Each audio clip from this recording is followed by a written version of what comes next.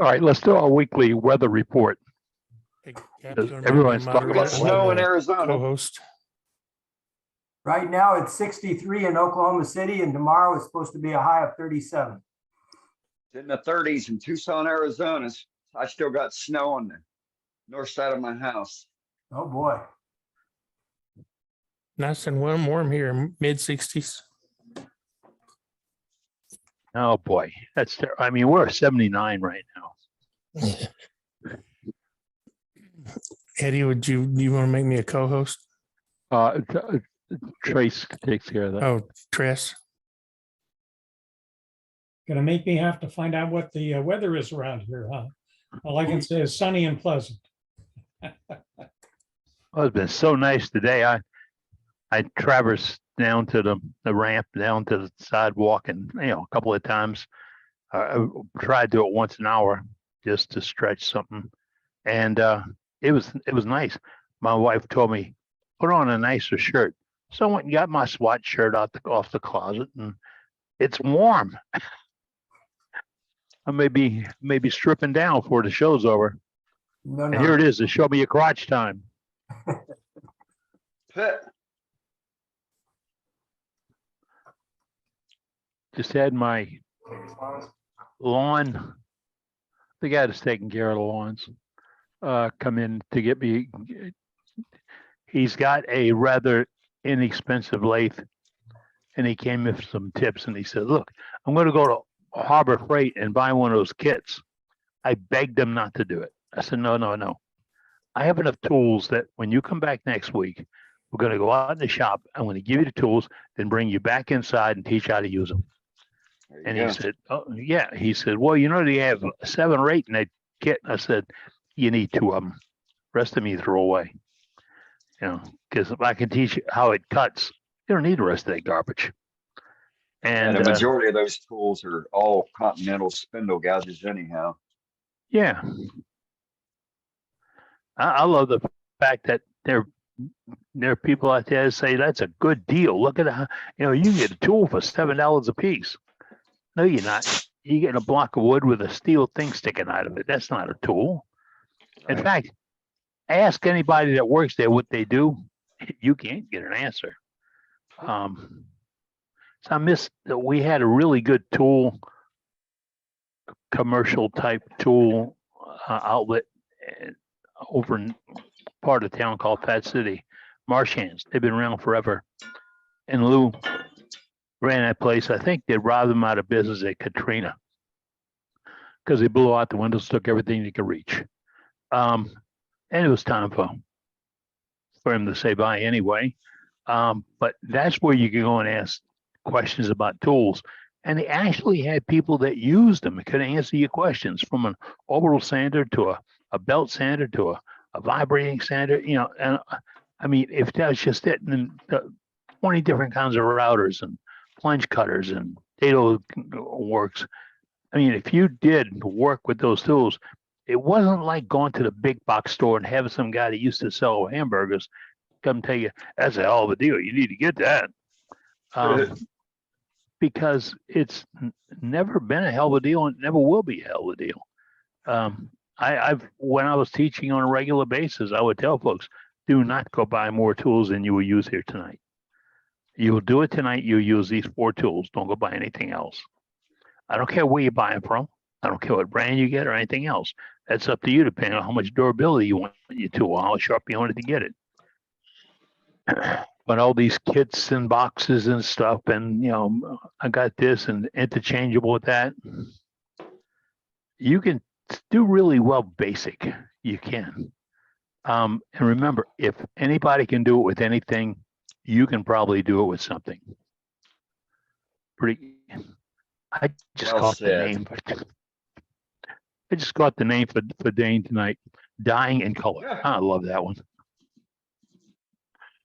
I write those down in my notepad in my day notes. Because scared of skew. That's the guy who wrote me. He wrote me this week that he's scared of skew. And that first line was, "You're big enough. Take them on."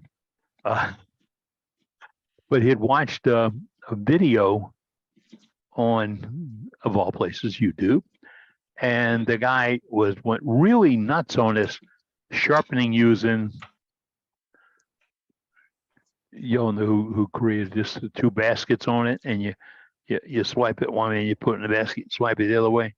I don't remember who made it, but you know, he was using it. It does a concave grind, and he said, I've tried it a couple of times. I just can't use the thing after I ground it. I sent him photographs of a skew that I ground with a convex grind on it, a slight bump.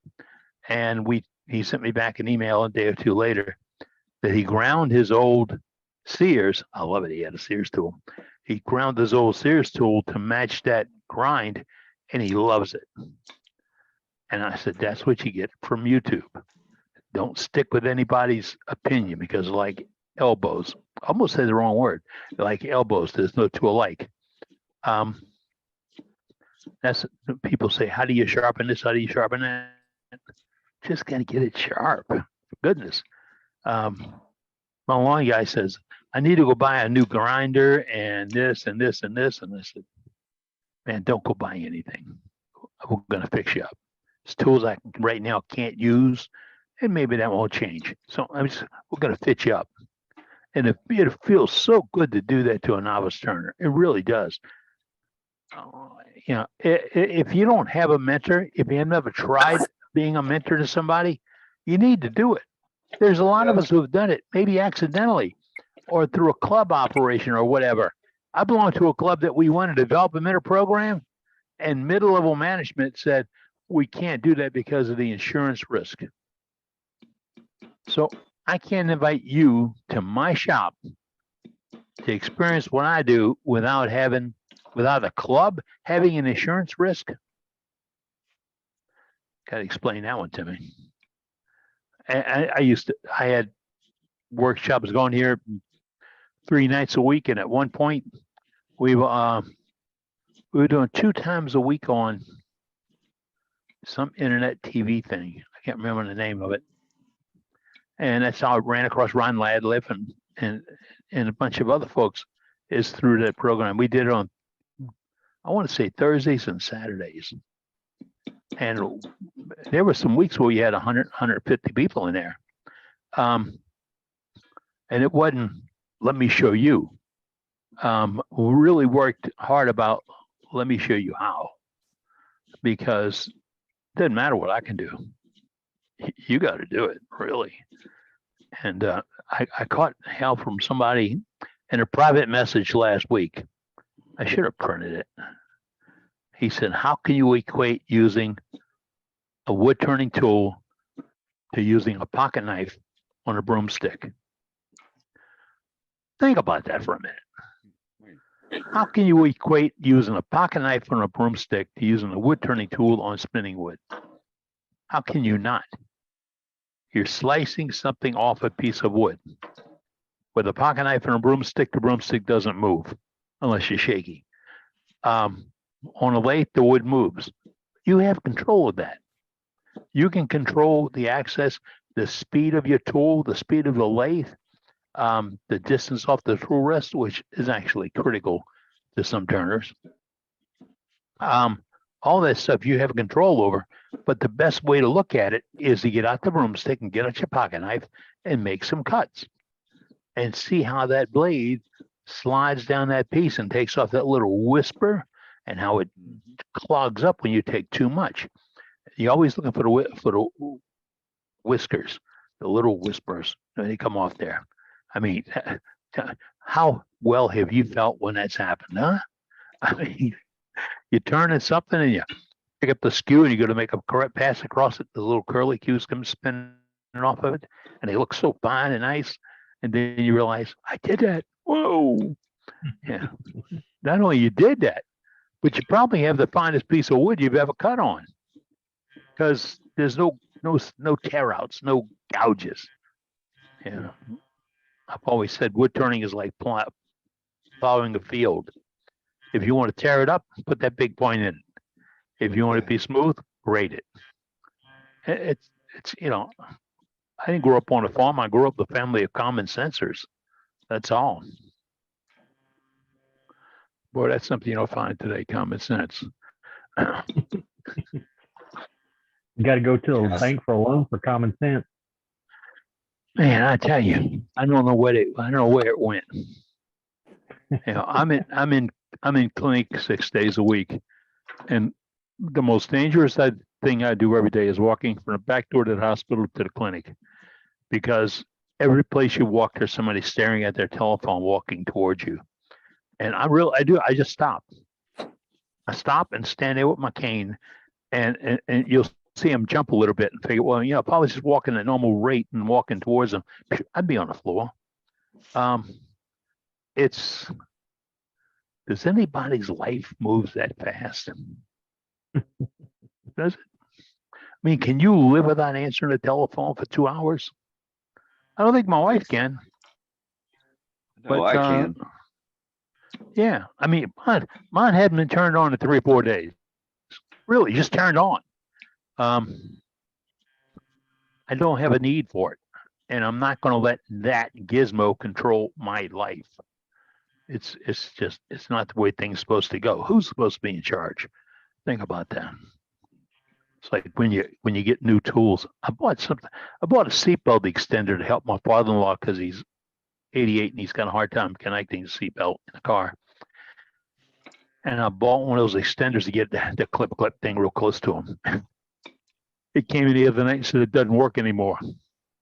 So what'd you do? And he said, well, I didn't need it in the front seat. I put it on Beverly in the back seat. I said, it won't work back there. I told you that. Back seat's got a much more flexible seatbelt rig, and it's easier to get hold of than having an armrest and a console and all that other junk in your way. Well, my mother-in-law sent back, can you get me a different one? I'll come up with something for her. Because unfortunately, I don't drive. Unfortunately, my wife does it all. And they're going to live to be very old if they can tolerate riding with her anywhere, anytime. It's just, they got nerves of steel. We've agreed I'll ride in the back seat. Might be safer for both of us. Yeah. Put a blindfold on. Oh, I tried that. Oh, She threw it away. I had to get a head MRI, and I knew what that machine would be like. So I went and bought one that didn't have any staples or anything in it that it could wear it in there. I won't get that depth perception thing or that claustrophobia thing. And when I sat down and pulled mine out, the guy says, "Oh, wait, we have those now." I said, "Okay, yeah, probably had enough people bumping their heads on that machine to get out." But I kept mine. It lasted one trip in the car, and she threw it out the window. So, and you can't put the dust mask over your eyes. That doesn't fit really well. well, I think. Safety, Sue, I see. How you doing, ahead. guys? How you feeling, Sue? A lot better, thank you. Good. Okay, I gotta lay it on because that's the Valentine's Day. You're looking as pretty as ever, Sue. And I accept that. Thank you very much. You didn't say anything about my looks. You're always I'm holding back. dashing, Dane. Always dashing. Oh, thank you, Sue. I knew I could get a compliment from you. There you go. Years ago, when I worked at the post office, I was on detail as, are you ready, compliment coordinator for the district. Ah, nice. So that was basically tell everybody they couldn't hire anybody, but it was a joke. When they came to my office, I always gave them a compliment. You might as well have some laughs with it. Right. Yeah. I worked for an electronics store, computers, electronics, appliances, and all that. And the boss was a down-to-earth guy, and I was with him, and we went to a store we had in something up by Louisiana, Texas, Alabama, in that town right there. And with no announcement, he went with me, went someplace else. And we flew in there, walked in the store, and he walked up to 2 or 3 counters, and he turned around and rather boisterous move, he says, "Hello, does anybody know me?" And the guy said, "Who are you?" And he says, "A customer, dummy." And nobody told me hello. I mean, and a couple looks went to each other, and he says, "Oh, by the way, my name's Campo. I own the place." You talk about people get straightened up, but they started greeting customers, and it was kind of a challenge. You came in, "Hi, how you do? Good afternoon, be right with you." I mean, the clinic I go to sees hundreds of people every day. And when you walk in to scan your card to go in, they always tell you hello. And when you're leaving, have a nice day. Always. It's courtesy. It's so great, so filling when you see that happen. Instead of going up to a Takes chicken. little effort to do. Yeah. It's like going to a chicken place and they go, "Where you want?" You know. Hey, Eddie, be careful. Doug Rowe is in the house. Oh no. All right. I'm masking off the lower half of my screen right now. That's it. I think Doug's looking for a compliment too, because he keeps coming in and out. Well, that's just Doug. He thinks there's a card or something you get if it, Yeah. can we go a couple of times? You little stub ticket. Pick up the little stub ticket, Doug. What do we have on tap tonight, Dane? I couldn't text you. Well, we can't got use that. we got Doug. Doug who? Doug Miller. Doug Miller. Oh, okay. All right. You had me going for a minute. Sue said Doug Rowe. Yeah. Doug Rowe is here too. All right. And Doug Rowe, how you Dad doing? as well, Doug. What? You get a lot of snow, Doug? Doug Rowe, did you get a lot of snow? We did. I actually got a day off work because of it. Awesome snow day. Yeah. Up having a snow day today. How do you get a day off work for snow? What's that? Well, because people How don't do know you how to get there? drive in it. Well, Oh, so they don't know. our school district up here is really big as far as square miles. So the town, they could get to school just fine. But these kids that live way out in the boondocks, the buses can't get out there to get them when those roads get muddy and slippery. It's just not safe. How much snow Okay. did Hey, I got Brenda. about two. I My got 2 in. I got a few inches. And like I said, I live 10 minutes from the school. So and one of the kids across the street from me goes to the school that I teach at. They could have rode their bicycle. It wasn't that bad. But like I said, you get out to our farms and ranches out in this area, and those roads get pretty terrible, and you're just going to get a big old yellow school bus stuck out there. It's just not worth it. Wow. No use putting the kids in danger just to get them to school. That's ridiculous. Oh, that would be ridiculous. I mean, you got people like me that don't teach them anything anyway. So, Yeah, that's how it is here in Kentucky. If they get more than about 3 inches, school's out for a week because of the rural roads. yeah, those rural roads, that's a lot different than driving in the city. In Oklahoma now, they're doing tele-teaching, switching to the computer if they're going to do a snow day. So they don't get a snow day. They get to stay home and do homework on the computer. Yeah. We attempted that type of stuff out here during the COVID fiasco. Yeah. We all have our own opinion, so I won't tell you what I think of it. But at any rate, we'll just call it the COVID fiasco. And so they attempted that out here. And in my school district, it was just a big failure. And so I don't know that we'll ever go that route again out here. Yeah, They converted down here too. Well, They we- converted we- an elementary. They converted an elementary school around the corner from me.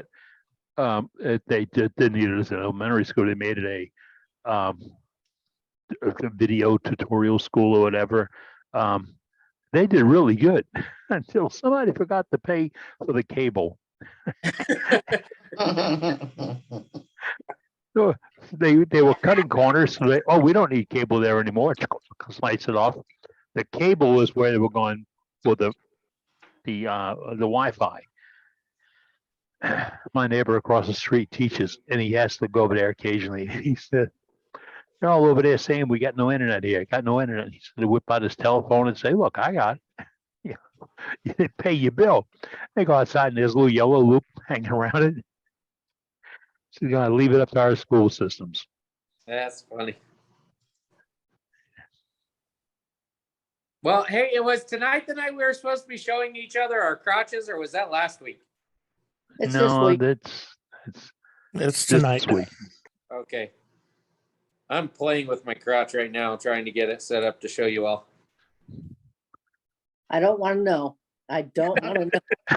Now look at her. Look at her. You got her blushing already. I'm trying to see. Thanks, Doug. That's a visual I'll never get out of my head. Where's the blame bleach? I'm looking to see how Brenda's handling it. I can't get. Go Just ahead. shaking my head. Let's see if I pop up on camera. You can see it's a hard crotch. It's mesquite. Cool. On my phone, I'm seeing Dane's shop. So I don't know what you guys are seeing. You're back now. Oh, you're showing me? Yeah. No, Yeah, we see I you. just see in the top right corner. Oh, there. Now I see me. So yeah. So look, this is the flat side right here. And then round and round. So there's where the two branches were coming out. It actually had a third one on there that I cut off. And then this was kind of a bummer. I was trying to, wanted to do an undercut on the lip. And the flat side, I'm like paper thin right here. And this side is super thick. Like, well, I didn't really line that up very well, did I? But, oh well. You got that on a faceplate? Well, now it's on the chuck now. I had Right, started, but before? and now it's on there with a mortise. Yeah, so you started with the faceplate? No, I started with a worm screw on this one. Oh, okay. But it was a really funky shaped piece of wood. There was no like real center to anything. It was some guesswork. Gotta get you to start turning between centers. That would allow you to change course real quick. Yeah, and this one was small enough. I easily could have. And I didn't take any pictures of this one before I started because I was like, it's just a little piece I grabbed off the shelf and thought I better turn a crotch tonight real quick. And then that's what happened. Doing it live. Hey, Doug, go ahead and turn that out to where that thin side is gone. Yeah. And then get your final, and get your final thickness on the other side, and that'll look cool. Well, it'll pop through. I'm telling you, it'll just Right. bust out. Yeah, I can hear the thump on it when you click it. Yeah. I can read the newspaper through it. Thin, but this side's ridiculously thick. So. Yeah, just turn it out and get your thick side, to your proper, quarter inch, 5/16, whichever. And turn, that way that thin side turns out. It'll look good. I'm not sure I'm following you because if I put the tool back in there and Make a try hole to in it. material off, it's just gonna poke a hole right through it. Well, Yeah, yeah, that's just what I'm saying, do it. Just keep turning. So you turn that thin side out. That thin side's going to go away. Yeah. Oh, and you just it'll just open Yeah. up. You're saying. There you go. Okay, y'all keep in mind he's an ex-army guy. You got to go slow with those directions. Hey, I mean, I'm not saying you got to write it in crayon for a Marine, but for an Army guy, you still got to speak slower. And for the Air Force, we just watch it. I was trying to talk slow, Doug. I understood it, Doug. That's Yeah, pretty come on, she bad. worked with Honda. hey, Brenda. If I- Oh, you're in trouble now, Doug. Oh boy. Still. you can charge extra for the hole. Yeah, there you Fill go. it with rosin around, fill rosin around it and turn it till you get the thickness you want. But the side next to it's gonna come out too. What's that? The side next to it's gonna come out too. It's Maybe. Yeah, this one's really thin, and these are all pretty thick. There's still a lot of material around here. There's probably a good half an inch of material all the way around. I've gone as deep as I can go because I put a mortise in there. I couldn't go super deep. But Turn that till the side comes out. Let me ask a question on that. If you Sure. were to take that flat side and smooth it real smooth, and then get a different type of wood, say like a black walnut, and glue it to it, and then try and return, would that be dangerous by it flying off as you get thinner, or just, I'm throwing out an idea, just curious. well, as Well, long once as you you turn through, once you around turn the through the main, once you turn through that mesquite, the black walnut's got nothing to secure it to. yeah, you'd have to have a good glue joint around the rim and then know Right. exactly where you're taking it off because yeah, Yes, there'd be a window essentially. get a new piece of wood. Right. Man. But you know, I I went hear to it go. grows on trees. You know what? Just for fun though, I will. I'm gonna stick the tool back in there. I'm gonna do what Dane said. I'm just gonna turn it. We'll see what happens. Hey, Oh, Doug. boy. Yeah. Take a little off the outside, sort of to even it up a little bit more. And you won't have to take it out from the inside. That's an idea. Yeah. Yeah. Because these are they're protruding way further than the flat side is. Hence the reason why it hasn't been turned at all. There you go. That would make it thin without Yeah. making a hole. Then it'd be a smaller bowl, I guess. Well, yeah, Yeah. the inside wouldn't be any smaller than it is though. And you wouldn't have a hole. Yeah. Let's make a hole. I'm gonna make a hole right now. So do you want art or do you want a bowl? Let's put a hole in the bowl. Put a hole in the bowl. Uh, Do it. Wow, an impromptu demonstration. And you notice he put his dust mask on and his face shield. Yes, I did. Yeah, but did he take off his watch and ring? You know what? I do have a ring on, Oh, but it's rubber. Ah, okay. He had me for a second. See, Yeah.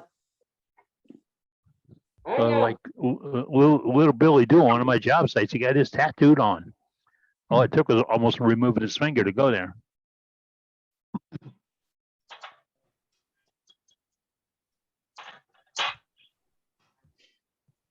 I quit wearing my gold ring on my last deployment. I started wearing these silicone ones.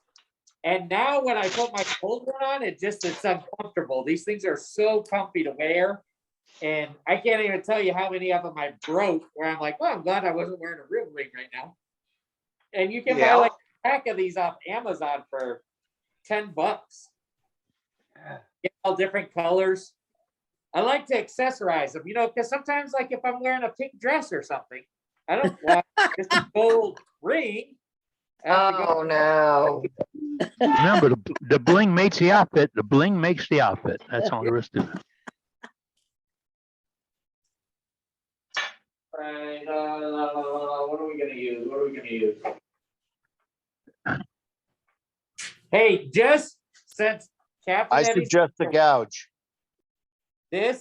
I didn't get this tool, but I got that cutter from this company. They're not in business anymore. I don't know if you've heard of them. It was called Big Guy Production. So here you go. Let's watch one of your cutters in style. Yeah, they're still in business. They just broke. It's a collector's item. This, as far as I know, that was one of the last ones sold. That's what I tell people anyway. And it's my Let's see. story. Tell how I like. Did you say collectors or in collections, Charlie? I thought I had some of the last ones, so. Oh, hey, that guy will tell you anything.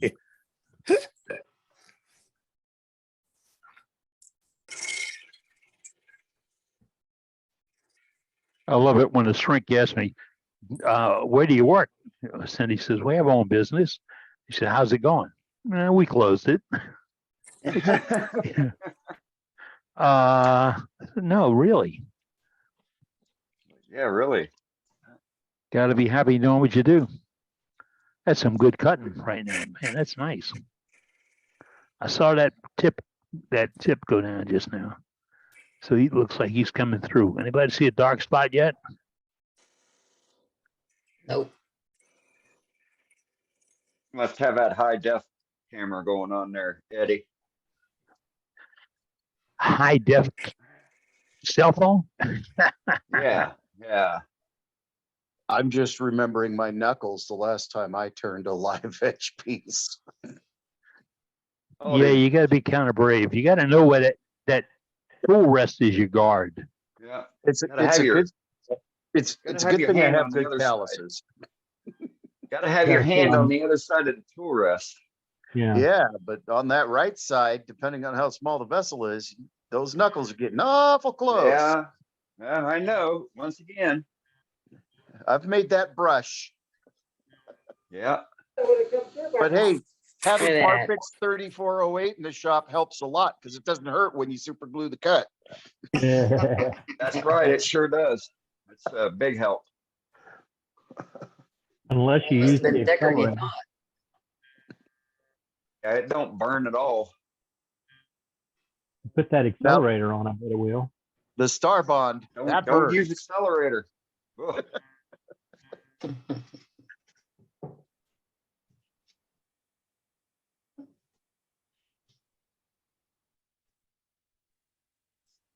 A while back, I took a fall outside the Aqua Center, and they have that a non-slip grit on the floor under a plastic coating, and we used to use ground acorn shells for it, but this is coarser than that.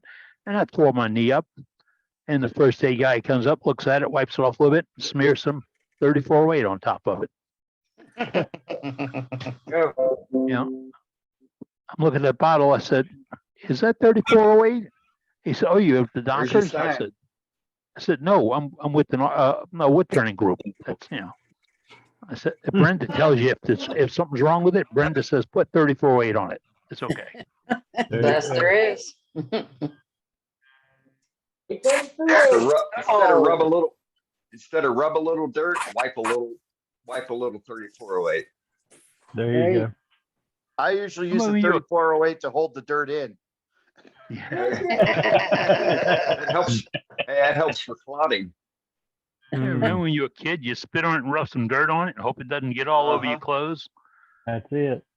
I know, but Doug needs to stop playing with that hole and get busy. It's there. Don't get them started. You Man, gotta why go would you get 'em blind if you started? keep playing Stop with putting it. your finger in that hole. I have a question for. How can I leave my finger in the hole and turn the? Is there a way to do that? Oh yeah, No. ask Sue. Sue knows.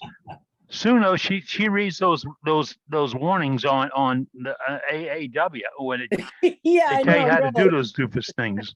So can I adjust my tool rest while the plane is moving while it's inside the bowl? Is there a proper way? Yeah, Go you can for do it. that, but only one time. And we don't want you watching. Have a hole in the other side of the bowl too. Yeah, Yeah. we just don't want to see the carnage. But I bet it would leave a nice crimson streak. Oh, you're not I kidding, bet man. it would you know too. Bet it would And it won't too. come out with bleach. Plain box elder. Yeah, we could go with that. You know, we had they have one of those wood shows that comes to our area every so often. And they hold it in a big convention center, right? And we would always get a booth with one of the other clubs in the area. And one of our members was a very enthusiastic demonstrator there, but he never got out of there without leaving some personal color on the pieces, on a piece or two. Oh It's my like, Ray, goodness. stop doing that. Little Start free with black DNA. walnut. Start with black walnut and end up with box elk. Bloodwood. Yeah, Bloodwood. bloodwood, right. Bloodwood, Cream and red birch tar. wood. That's what it would Crimson be. embellishment. Crimson embellishment, Yeah. natural colors.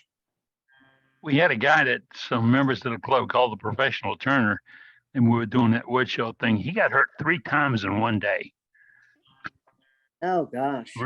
And Part of his I, gimmick.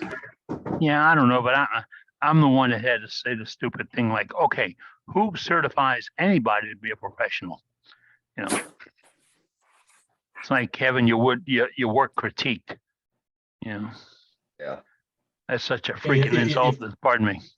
If they pay you to wood turn, then you're a professional, and that's the only touchstone that matters.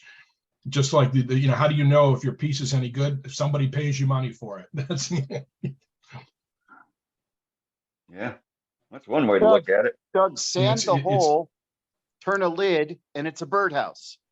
There you go. Is Bob with us? Is Bob with us tonight? No, I haven't seen him sign in yet. no. We have to save that one, for Bob. We have some gallery we're going to be showing in a few minutes. We're letting Doug Rowe, just for you folks, he's going to blow this piece up right here live on the camera tonight. Yep. No It's pressure. There's a tree crotch that he's working on, and he didn't get it quite centered up right. And in the He didn't future, like how we're the going to, crotch looked. yeah, in the future, we're going to have a couple of meetings that will cover things like how to hold it so you can turn it. Remember the rule, if you can hold it, you can turn it. And last week we were talking about turning jewelry or neck pendants or bottle stoppers or something like that. Some smaller work that turners who have smaller lathes or novice turners who don't have a big lathe, one way or the Nice other, kids. how they can hold the pieces. Well, sit down and think about it, and you can probably hold a bottle stopper 6 different ways, and it still comes out to be your bottle stopper. And you don't use the mandrel for any 6 of them. But we're going to have some demonstrations regarding that, how to hold stuff and get it turned. And we're looking for members to offer to be into this. Now, it won't be an hour demonstration for each member.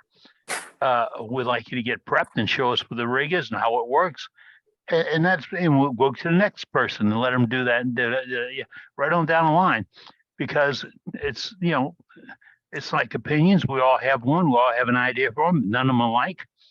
I think it'd be a good demonstration for novice turners or for turners who's just gotten set in their ways.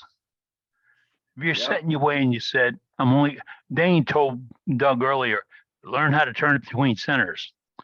Well, Doug is not a great fan of turning between centers. So he goes the other way. Okay, is there another way? We got Brazilian centers, we got on a bolt. How else will we hold it? If you watched Hannes Mikkelsen turn a cowboy hat, I did 15 years ago. That's why I learned it from him. If you saw what he did in the beginning, you would want to leave the room. You would not get behind the screen. You'd want to go outside and watch on the camera. He did it an absolutely friction chuck. Absolutely. And I'm talking a good sized piece of wood, 88 pounds. But that was a technique he developed, and that's how he felt best doing it. And he does really good hats. That he does. But you see, he adapted to what he could use and how he could use it. So I brag a lot about using a vacuum chuck to do everything. If you got a good one, if you go to Harbor Freight and get a really good one, you'll be shocked at how well it holds and how versatile it is. I love it. I was watching something on NASA the other day, and the guy says, "Hey, we had up to 35, 40 pounds of vacuum." You can't go to 35 or 40 pounds of vacuum. But if that made him happy, it was all right. Maybe it was a Hoover, one of them old ones, you know? Boy, my folks had one you could spray paint with. Remember that? Yeah, yeah. That was a Yeah. Kirby. Only- My grandmother had that attachment. yeah. Kirby, yeah. Yep. You sharpen What? your knives, you could fumigate the closet, you could, that did everything. Yeah. Yeah. One pretty summer, much. my dad showed us how to spray these roll down bamboo shutters that you put out in front to keep the sun off your porch or whatever. And he showed us how to spray his. And then he told all the people in the neighborhood, "Oh, my sons do that. You want them done? Bring yours over here. They'll do it for you." And we thought, "Oh, that's a good money maker." Nope. Ed met my dad. If it was a money maker, it wouldn't be for us. But we painted probably a dozen of those shutters over the next couple of days. That wall of that shop, 40 years later, was still bright green. It's a nifty tool to play with. I painted a motorcycle with one.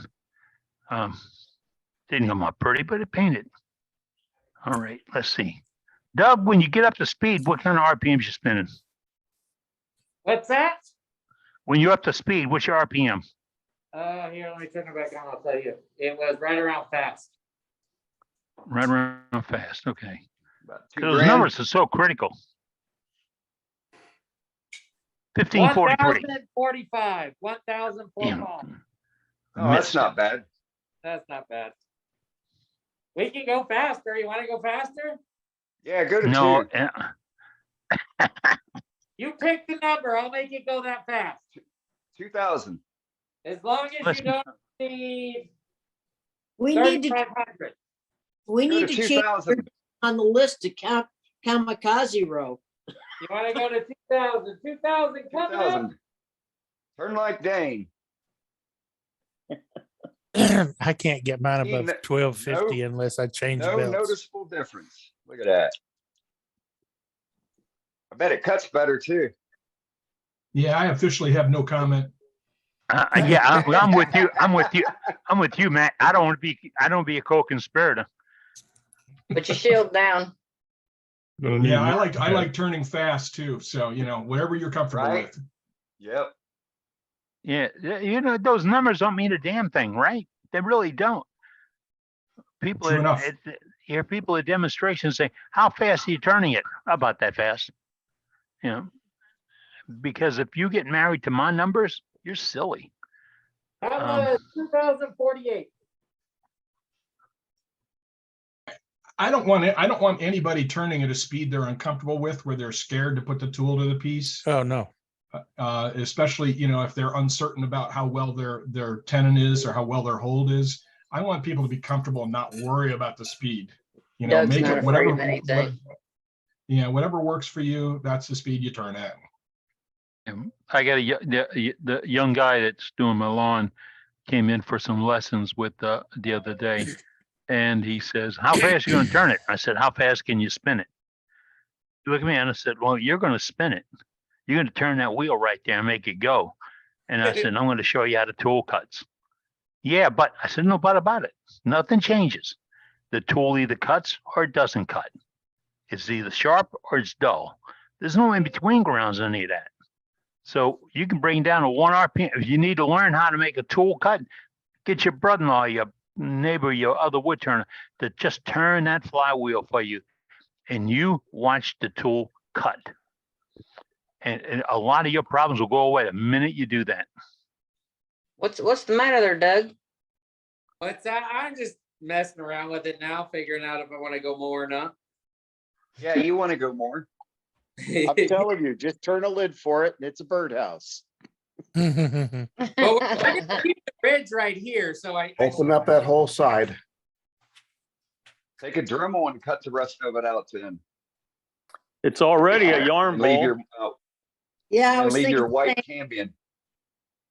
Let's see. I don't want to lose this bark right here either. So I think I might be at the point where I'm going to call it. Yeah, so just take a Dremel and finish cutting out, the bottom portion of that thin side, but leave your yellow cambium. Yeah. That would look really good. Chuck it up in that hole, do the sides. No. Let's do it.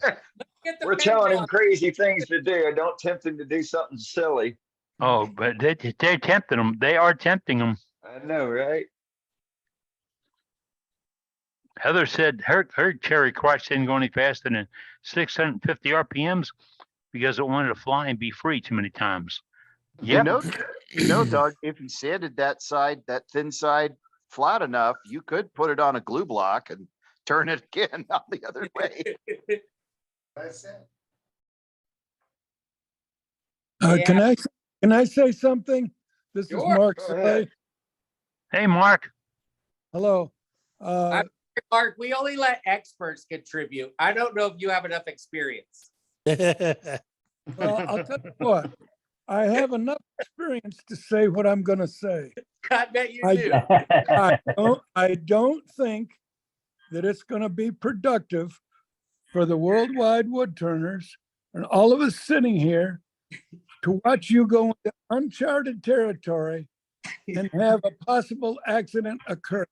I do not think that that's what this club is about. No, not at all. You are correct. No, Yeah, we were having too much fun with that. Thanks for pulling us back in, Mark. You're right. I Doug, just say it. I just say it when you With cheat, that, you never let's- win. With that, let's go ahead and get some gallery items in, then we'll come back, Eddie. All right, we got Doug Miller coming up for demonstration later on this evening. Who you got, Dane? Let's see, we got Waukeene up here. There he is. Early. Hey, He's here really Waukeene. early. Oh, that Waukeene, not the No, other no, Waukeene. he don't come in till at nighttime. Hang on, let me flip this camera. I got more pieces out in the shop, but they're in various states of finish. So I've been doing some little boxes. Beautiful. That is a Snap. finish. Yep. That one's probably too good to, hang on a second. I'll lean it on this box, maybe. They all open. Just put it that way. Mhm. I've been playing with a new marker kind of thing. So I'm getting some color. And this is called an Artist's Mixed Media Gel Marker. And you can get them at Walmart. And I'm pretty happy with it. It's took it a day to kind of set up, but it's got a good color. It's kind of, I'm pretty happy with it. It's very much similar in texture or in consistency to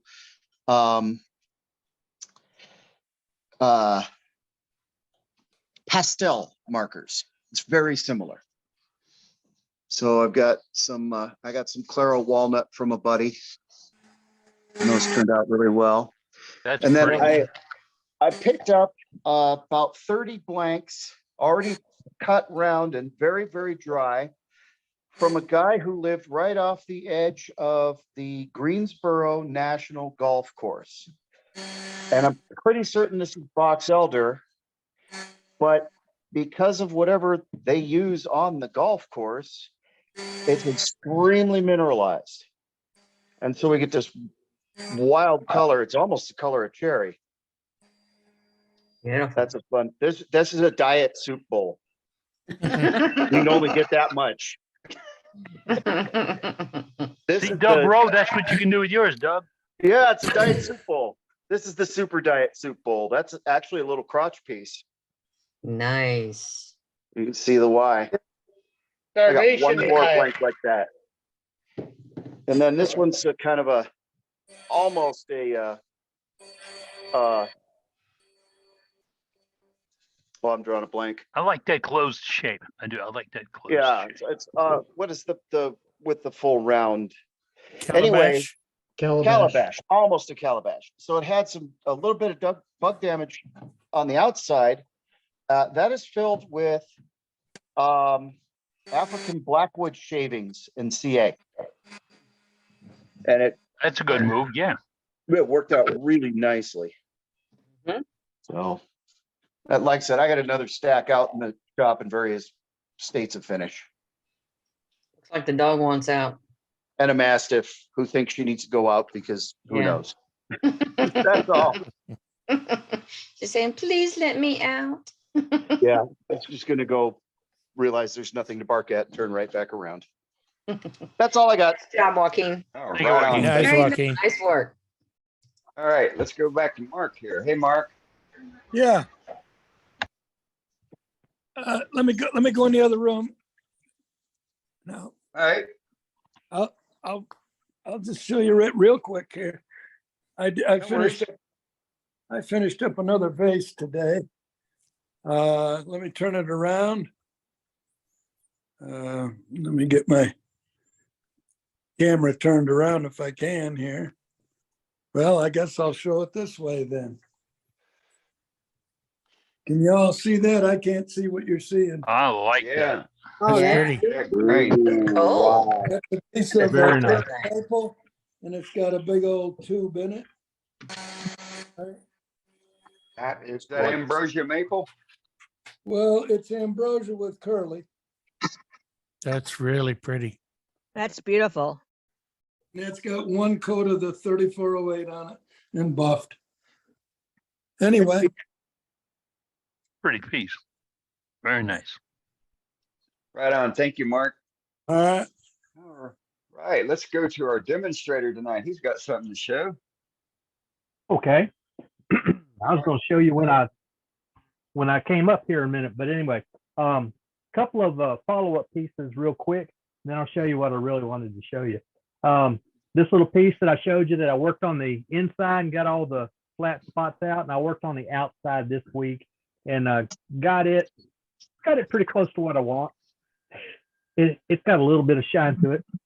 A while back, I showed you this piece, nice piece of ambrosia maple, and I had colored the outside of it. So several people didn't like it. I put it in a shop, and no people picked it up and looked at it, but they didn't like the color on it, I guess. So I brought it back to the house, put a little shine to it. So we'll see how that works. Let's see. A There we go. little Now- shine. Yeah. Beautiful. a little Green bit. shine. That looks great. That's got about, I don't know, 12 or 15 coats of lacquer, buffed after every third or fourth coat.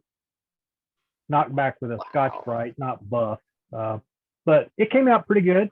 Won't have it long Bottom's got a now. little- Yeah, if they don't like that, they're crazy. Yeah, got a little Yes. texturing on the bottom.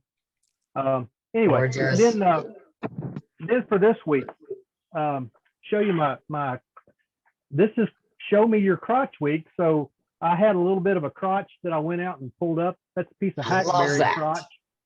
Oh, that's Um, perfect. Your wife loves yeah. that, doesn't she? Yeah, she likes it pretty good. I was going to show you. I had it picked out. Oh, see if I can do this with one hand. Here we go. There's a pith of a branch there. This is actually the main pith running right through here. Yeah, there we go. Right through there is the main pith.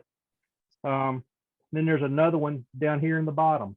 There's actually three That's there. gorgeous. It's a pretty amazing piece, but it was, yeah, as you can see, it was wormy as crazy, salted like nuts, and so it was eat up right there.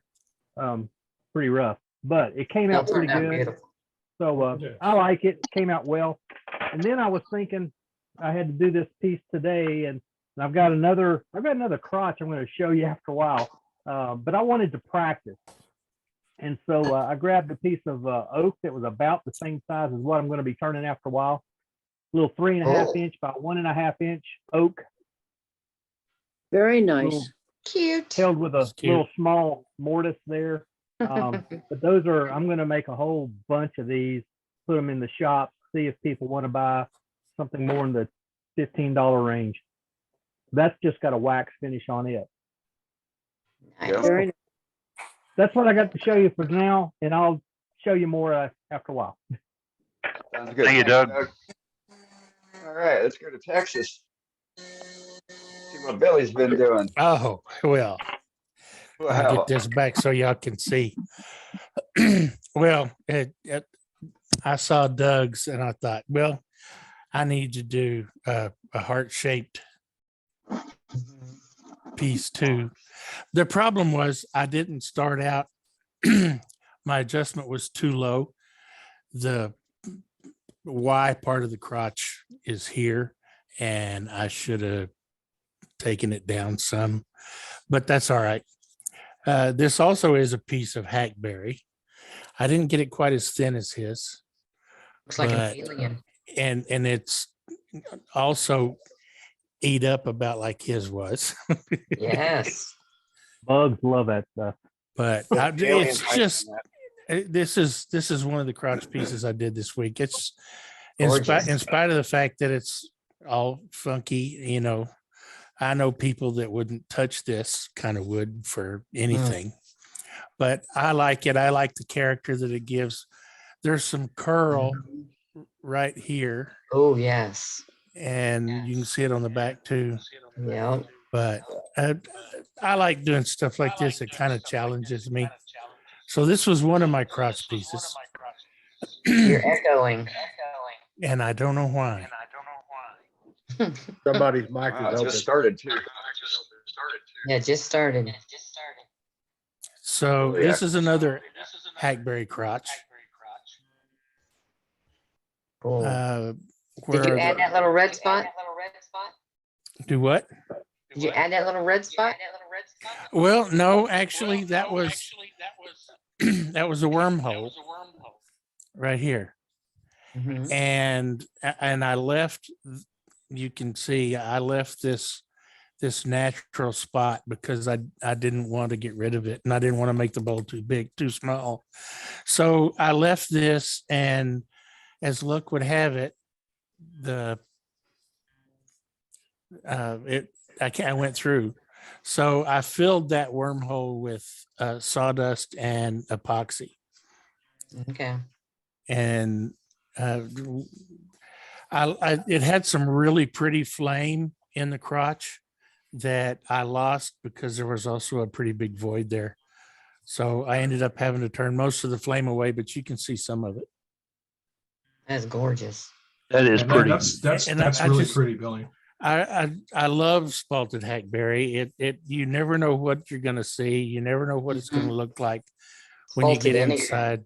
It obviously it had some cracks that I had to deal with, but I just used brown CA on those Starbond, and I'm happy with it. I think it came out really nice. I think it looks Love great. it. Yes. Nice job, Billy. Thanks. Hey, Billy, I got a little warning for you, bud. I was cruising through Facebook yesterday. I saw a guy. He had hair hanging out with your wife.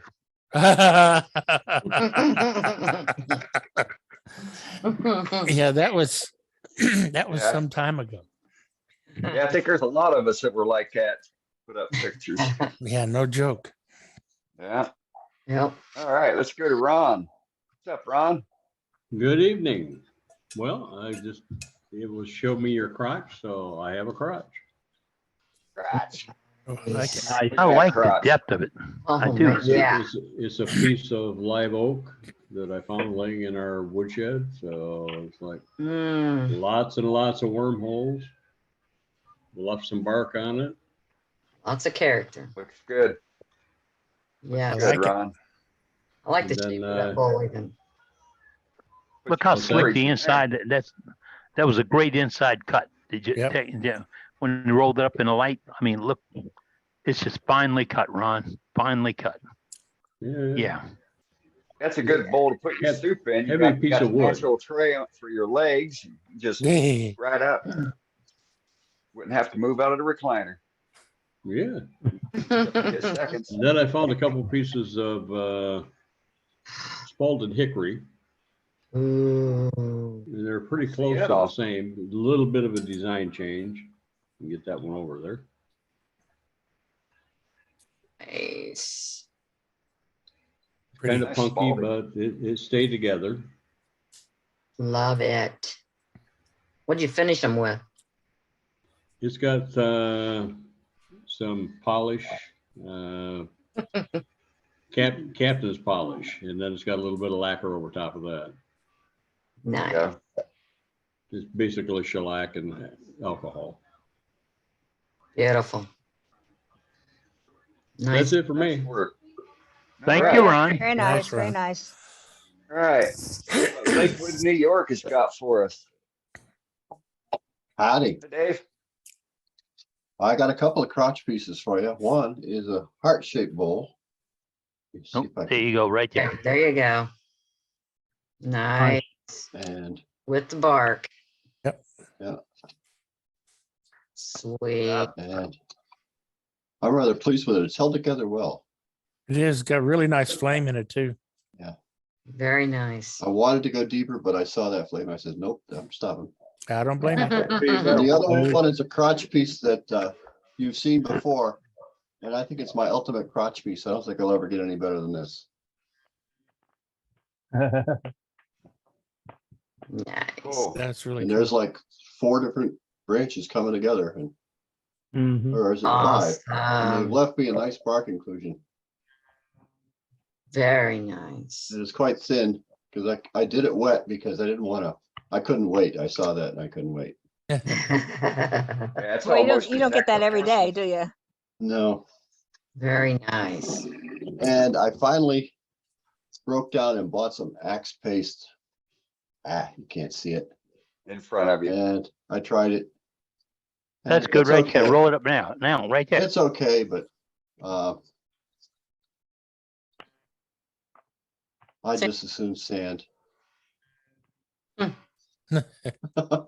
mean, Well, I still sand to 600, Dave. yeah, well, I usually, some things I sand up to 1200 just to, depending on what it is. But yeah, I usually go to at least 600. So that's what kept me busy today. First day in the shop in a couple of weeks. My grandson's keeping me busy. Yes. They'll do It's that. tough, but I have to, I don't mind. Thank you, That's Dave. it That was for really me. nice. Good You're welcome. stuff. All right, let's go to Terrell. Hey, Terrell. Yeah, let me get this on. I'm unmuted. Hi, everybody. I got a crotch piece here. I made 2. Right in front of you, sir. Just front pull of it you. back. Yeah. There you go. There you go. Nice. That's nice. I like that. A lot of bark. This is the back side is another one. Mm. Wow, look at that. What kind of wood is that? There, right there. Crotch piece. Very That's nice. pretty. What kind of wood? This is silver maple, Oh, and I left the you'll see on this next piece, I left the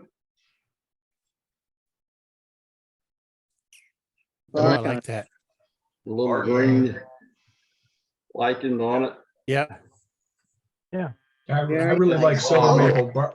I really like silver maple bark figure too. It's really pretty. Very nice. That's nice. I very like it. nice. Yeah, I Yes, like good that. job. Pretty. That's a little bit different. I like it. Keeping that on there. Good job. Yep, looks great. And then, of course, I had a Valentine. There you go. Very nice. Little key What is that bowl or one? whatever. Is that That's maple? cool.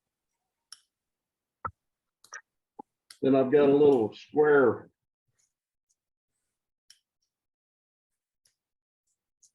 Cool. walnut. Walnut, Wow. huh? Nice. Oh, yeah. Nice little dish.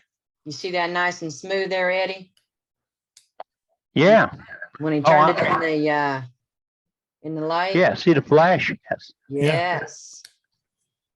Very I knew a guy that nice. used to turn those for these craft shows or art shows, and he would get a nice plank and do 15 or 20 of them.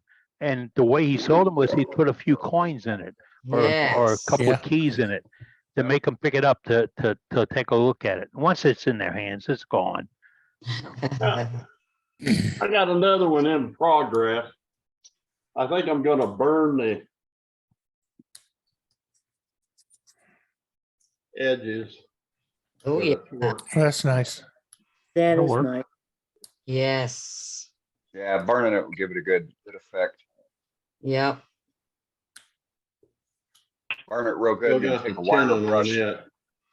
Burn it real good, and then take a wire brush to open up the burned soft grain. Mm-hmm. Very Yeah, nice. the bark come off of it. So I Ready. decided I'm gonna burn it. That looks Can we good. see it when you do it? Can you show it to us again? Pardon? When you burn, after you burn it, can you show it to us again? Sure. That'd be great. Cool. Yes. I like that. That's all I've got. Nice All job. right. Thanks for sharing there, Terrell. Appreciate it. All right. Well, Mr. Bundy, it's your turn. Ready? Yes, sir. All right, we got you. I made a gavel. The That's handle is maple. The head is mountain ash. And it's full of wormholes. nice. Wow. Order in the court. Beautiful piece of wood there. And That's for use. out of the same maple that the handle was, the gavel plate. Really? That's where Very you nice. put your That's nuts. pretty. That's where you put your nuts to crack them, right? Yep. And then for my crotch piece, birdhouse. Yeah. Very. Very creative. That's one way to do a crotch. Oh my goodness. I love it. Me too. I think that's I great. had to I do think that's something great. different. Definitely Well, did. you definitely did. Very You have clever. successfully done something different there, Charlie. Yes, you Very have. nice. Very clever. No question. I like That's it. all I have. Right on. Nice Thanks, job. Charlie. That's a good piece. I Very like nice. your birdhouse there. Charlie, we may want you to show it later. I see by you, Birdhouse Bob's not here. Birdhouse Bob stops in. We may ask you to show it to him. Oh, we can do it again. All right. All right, sounds good. All right, let's go to Tom. Hey, Tom. Howdy. Hey, Tom. Get this out of the way. First piece I'd like to show, all these are going to be crotch pieces, and this one is walnut hollow form, Mm-mm-mm. and it's got nice feathering. Yep. And it's always amazing to me after you turn these things and finish them, let them dry, put them on a shelf, that wood is not done moving. You can feel all sorts of ripples in there. Yep. Fact. You have the bug hole in the bottom that I just left as is, and as usual, I laser engraved it. Nice. Nice, Tom. That's a pretty piece. This next piece is maple. I don't know what variety of maple. Oh, I like that. Yeah, look at That is that. nice. Wasn't big enough to be round, so I left the natural edges and I like it. on the back. Mm, Yeah, that's I'm sweet. running through Nice. it. pretty. Very nice. job. Thank you. And this is unidentified, but this was where the two branches came together, Mhm. flame running right through the middle. Mm-mm. Gorgeous. Very pretty. Very nice. Last piece, Nature's magic. I had this on it's not completely finished, but I had this on a stand in this fashion. I was told that I was a bit of a pervert. And, I think I should have displayed it this way. I probably wouldn't have gotten any abuse. Not completely finished. There's still some sanding and the tenon to be removed, but that's, show me your cross. Nice. I gotta tell you, I was collecting Tom's pieces, and then he has a lot more because he loves to turn the crotch pieces with all the limbs. And I think he's a crotch man. Looks like a crack man. All right. We're family. I know. That's Oh, it. family. That's it for me tonight. What we should maybe do is, now Jim had that piece that looked like underwear a couple weeks ago, and that one, and have a contest who made the best underwear. Sound like a troublemaker. Yep. We're gonna lose our Somebody's PG trying to rating. instigate. Yeah. All right. Thanks, guys. Thanks, Tom. Who's that? See, who's A? Let's go to Matt Albert Harbor. Dawson. Matt, you there? I am, but you got a spotlight. Right above the A's. Yep. So this is a holdover from Christmas. This is a little Santa snowman.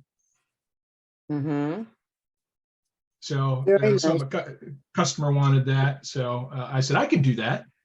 Sure. And then I'm going to share screen and show that crotch piece again that I showed y'all a couple weeks ago. So this is Apple. And I don't know, can I switch while I'm in, can I switch apps while I'm in here? Maybe Yeah, not. if it's open, yes. Go back to your share screen and see if it's open. Yeah, it is, but I don't know how to, let's see. Where hell's Bob coming in? That's the same picture. Let me do stop and then share a different app. Share. And this picture is how thin that piece is. This is before I finished it. Oh yeah. Nice. So, Look how same nice piece, those yes. want. Look Yeah, how so nice I- those. I really worked hard orbs line up. to get the sides lined up. And literally the hardest part was inside the top ridge, like where that joined the flat part. That was the absolute hardest part to get because it was a very narrow area to get in there and get it smooth. And I finally had to do it with sandpaper, but it was very hard to get in there and get that right. The lines But are I'm nice. just- The lines are perfect follow through. Perfect follow through. Yep. Yeah. I'm delighted with how it ended up. So thank you. Great job, man. Good job, Good Matt. job, man. All right, let's go to Ray Davis. All right, I'm here. I'm gonna pull you Where? up. Where? Somebody. No, that's say- right. That's Mark Select. Let me- Don't wake him up. Let me check underneath the A's. Oh, there you are. There I am. Yeah, I only got one bull to show tonight, and it's a crotch bull, and it's just got some fabulous grain in it. Oh my. It That's does. pretty. Beautiful. Man. And look at the shine. Great job. Beautiful. Oh, wow. Now that Yeah. is excellent. Uh-huh. Yeah. It was a pretty good sized crotch, and so it's about 9 inches across and 4 inches tall. Kind of heavy, but I kind of like them that way. So, and little area, oops, right in here where the bark was. But I had another one I showed a couple weeks ago, or probably a month ago now, and I said it was fogwood. Did some research and had a friend help me with that research, and we've come up with it is called Arizona or New Mexico or Oklahoma walnut.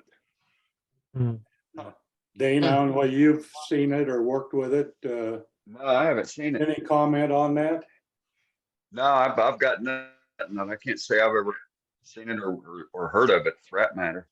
Yeah. Sure is pretty. Well, it was It is grown pretty. locally, and I found that somebody Yeah. had cut it down. I just happened to pick it up off the side of the road. So, but it turns real nice, and it kind of looks like walnut. So that's what I'm going to call it.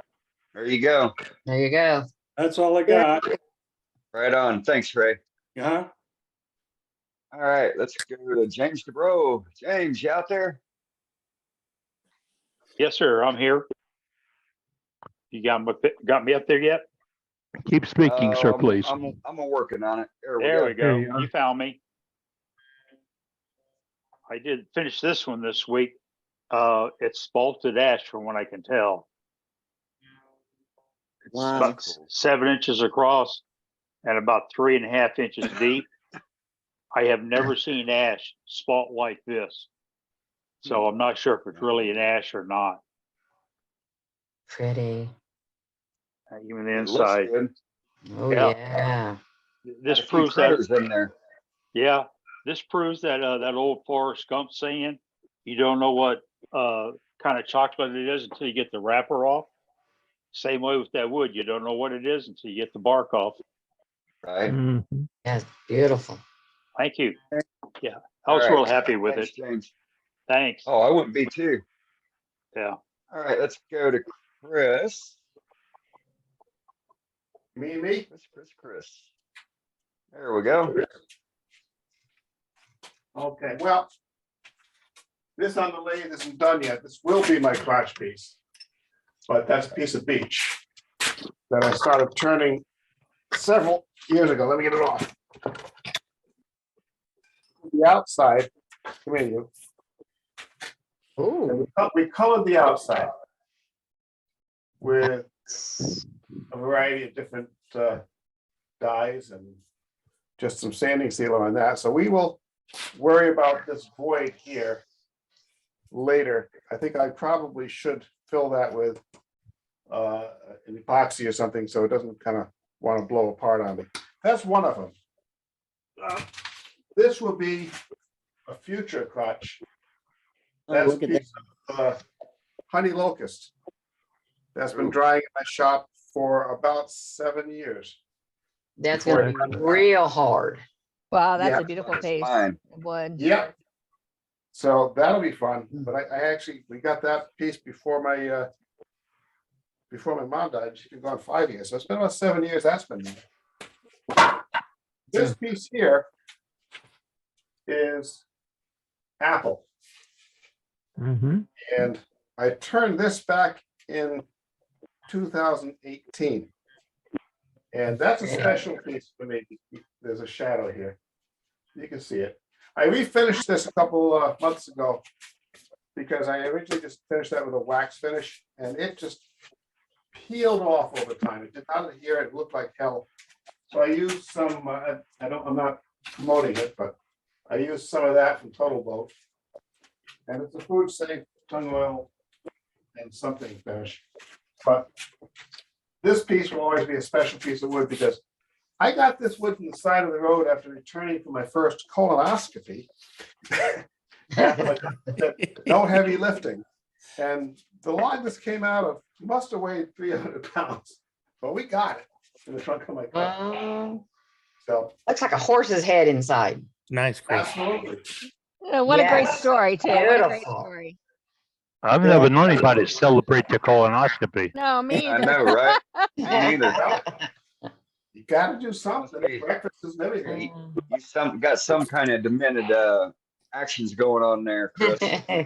Well, That's let me great. ask you, if your son was driving you home from your first colonoscopy and you passed this roadside 3 houses down from you where you lived, would you let that wood just sit there?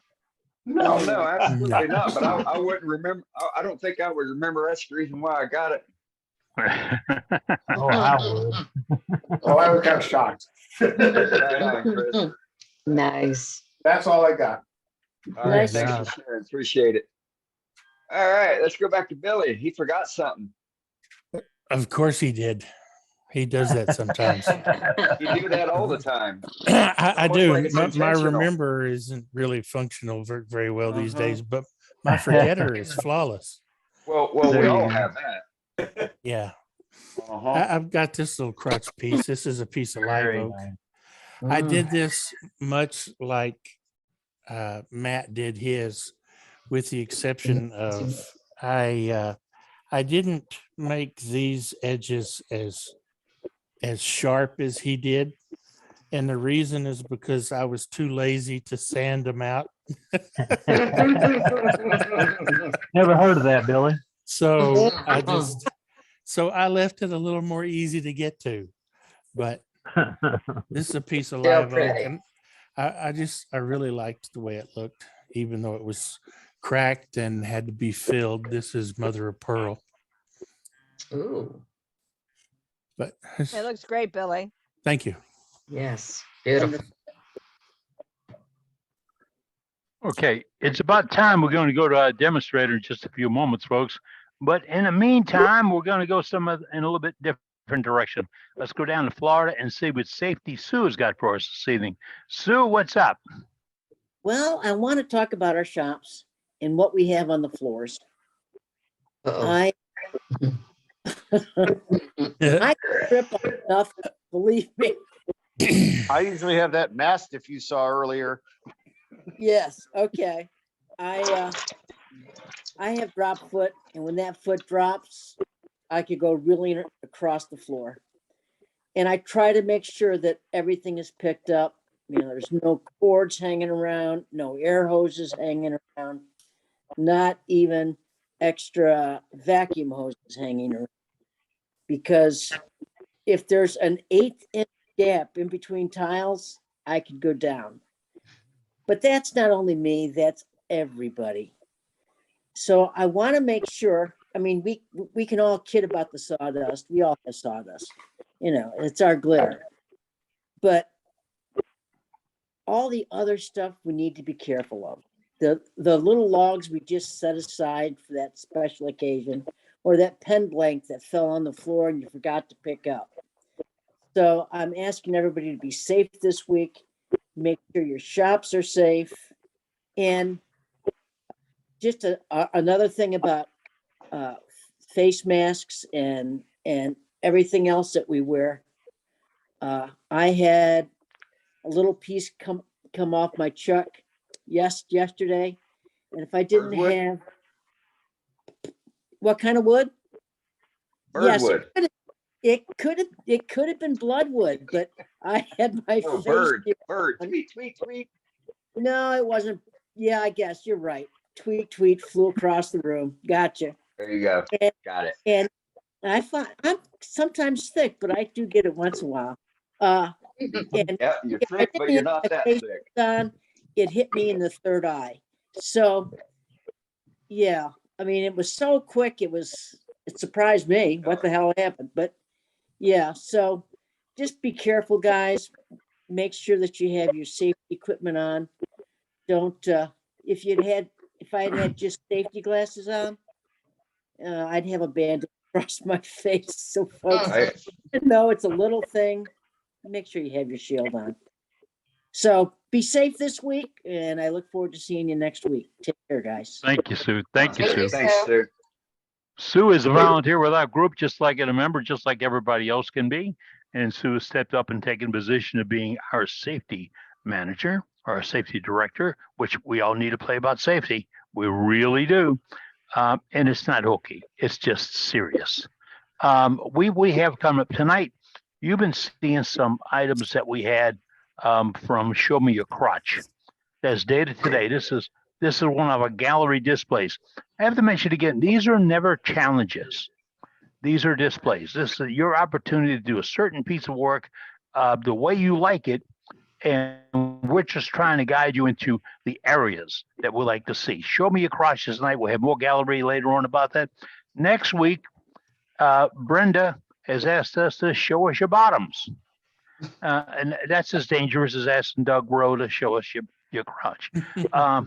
But that'll be next week to see.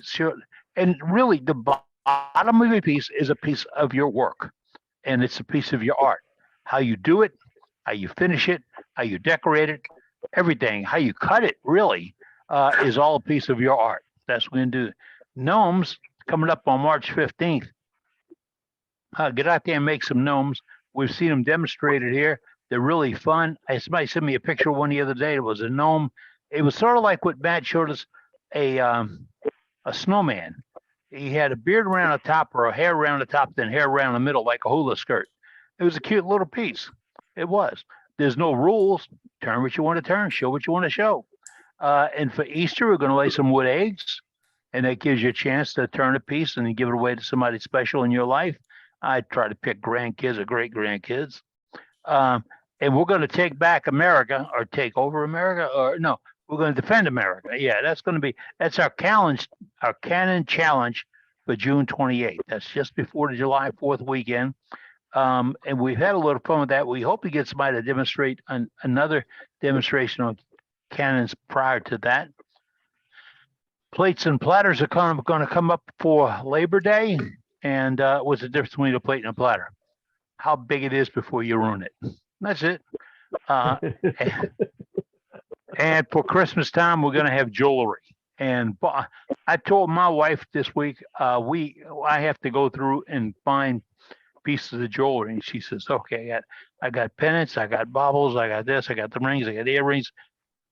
Wow. How many favors did I have to pay off of that? But we're going to do jewelry for around Christmas time. We're still setting them. Now, these are not in stone, members. These are ideas we receive from you, our members. If you'd like to get involved, send an idea, put it in chat, whatever it takes. Let us know what demonstration you are looking for, what demonstration you want to be helpful with, what demonstration that you can do, or what the area that you like to go. We're talking about future demonstrations with Dane. He's setting them up right now. And what he's looking for is what you're looking for. Now, the only way we can find out that is if we ask you, what are you looking for demonstrations? And then you go to chat and you put it in there. You see, was that difficult? Just joking. You want a demonstration? Ask us for it. We have got the world's greatest group of woodturners with us each Wednesday evening, and we have a little fun at this. And then we take those demonstrations, not we. Dave Rhodes takes those demonstrations, edits them, and places them on our website. That's also where he puts the edited part of the chat. Edited part of the chat, because if you put information you want the chat to be in a contact list, that will come off the chat, go into our contact list, and then the chat will be out there available. And if you want to save the chat, you can do it on your computer at home. I thought I knew this, but I can't save it on my iPad. But it's always saved on a computer. Dave does a wonderful job of that, always on a computer. Now, tonight we have a little bit of a special demonstration for you. Doug Miller is our demonstrator tonight. Doug's done several for us. And consider this, he's shooting this on his iPhone. There's no big monitor, no switchers, no fade, no graphic generators, nothing. He's on his iPhone, just like you can be. So it's possible to do a demonstration. You don't want to do a 30-minute, do a 5-minute. It's okay with us. We just want to talk wood turning. So right now, let's go. Oh, wait, I got to say this. This is Doug's demonstration. Let's let Doug complete his demonstration before you suggest on how to change it. That's just being fair. And you have to be fair. You have to be honest. You have to be kind. And just because Doug Rowe's still here, no profanity, okay? Because those, you got that sailor talk, All right, we're going to go to Doug Miller, Doug Miller right now for our demonstration tonight. Doug, talk to us, sir. All right, it is good to be with you guys tonight. I was not real sure I was going to be here, but then made sure I was after Dane talked to me and about doing it. And so I'm here. I won't be here next week, but I am here tonight, and I'm glad to be here. Showed you that Glad little to have bowl you, Doug. a while ago. Showed you that little bowl. I'm going to be doing a lot of those in the days to come. I'm also going to be doing a bunch of eggs. I saw that on the list. I really like your, Eddie, I liked your your explanation of the difference between a saucer and a plate. That was good. How big it is before you ruin it. I've gone through more than one. I'm sure we all have. Anyway, I want to show you a small bowl tonight because small bowls are just a little bit different. I've heard a lot of folks talking about turning big stuff on big lathes and little stuff on little lathes, but you can turn, you can't turn big stuff on a little lathe. That's the only thing you can't do. You can turn small things on a bigger lathe. My lathe is not the biggest. It's got a 16-inch swing, and that's if everything is perfect. I just measured a while ago. It's exactly 8 inches from center of spindle to my bed weight. And so, you know, I figure a 15-inch max piece is all I can get on this lathe, unless I turn my headstock. This headstock will turn 180 degrees. I do have a bowl lathe that none of you all have seen. I can go 24 on it without modification. With a little modification, I could go a good bit larger. And if I get a floor stand for my tool rest, I could go, what is that? I guess I could go close to 8 feet with a floor stand tool rest. So, but I don't use that very often. I use this one right here. This is my Nova 1624 that I have added the electronic speed controller on. So that's enough about that. Do have my face shield going on right now. It's going to stay on. So without any further ado, this is our piece for turning tonight. This is a piece of pear. It was a small crotch. Right there is one pith. Right there is another pith. And right there is another pith. If I switch it to the other end, you can see 2 of the 3. I'm not sure where that third one goes, but then it's also got, turn it where you can see it. It's got this little branch sticking out here. So there's a seam in the bark right there as well.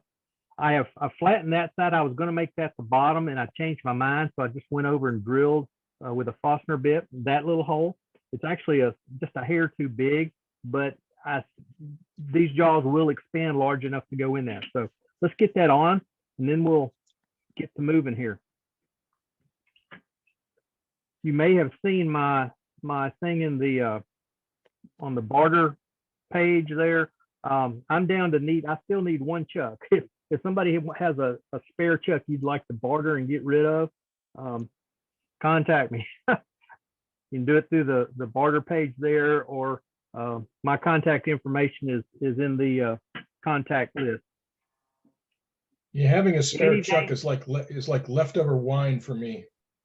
Exactly. There's not many of those. I fooled around and finagled 2 of the 3 that I was looking for. So now I still need 1. If I fool around and found 2, it'd be another thing. But we're good. We're good right now.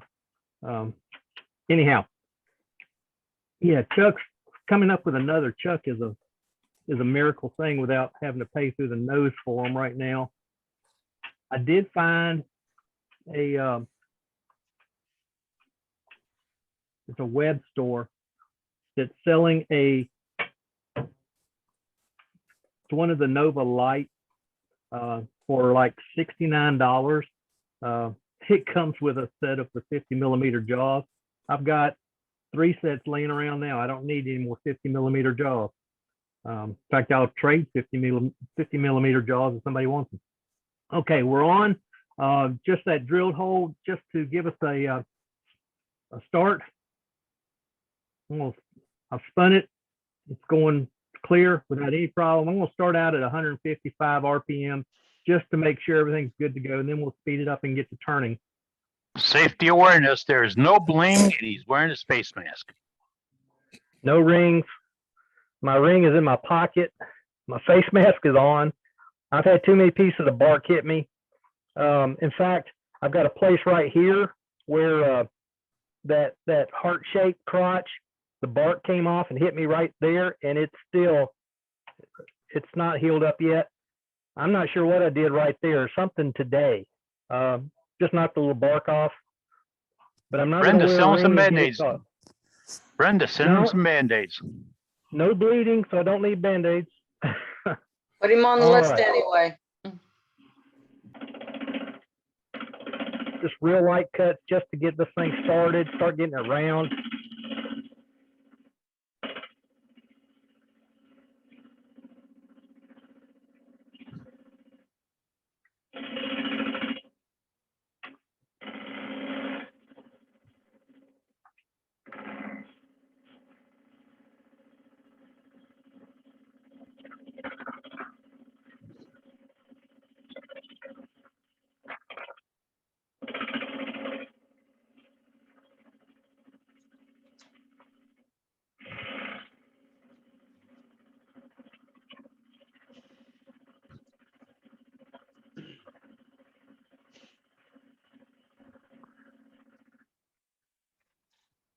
All right.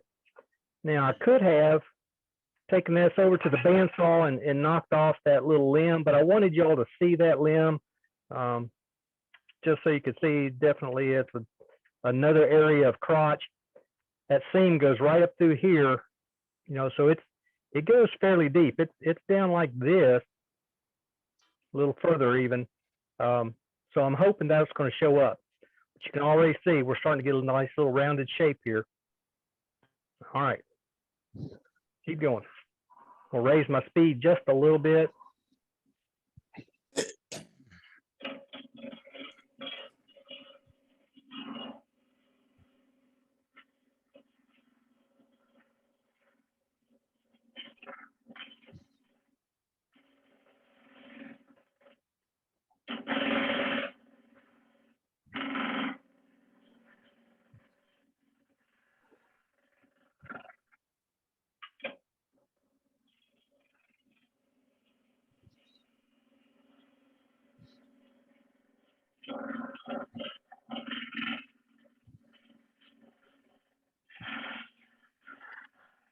Look at those fine little curly cues coming off.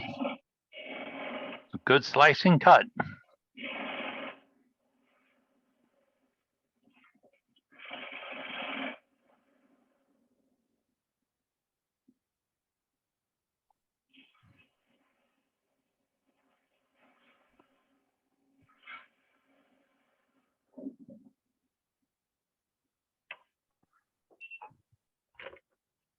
Heard you say that, Eddie, and just Yeah, isn't that sweet? Little corkscrews. yep, that comes from having a sharp tool and a good presentation, like Eddie said, good slicing cut. Okay, before I go any further, I'm going to mark for my recess. Turn the speed down.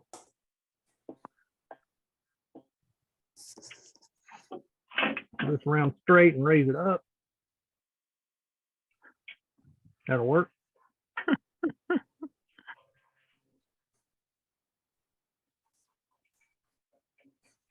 I've got this marked for radius instead of diameter, so I'm gauging to the center with the right wing, and the left wing is the one hitting the wood.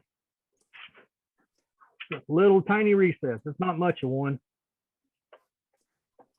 Go ahead and speed back up.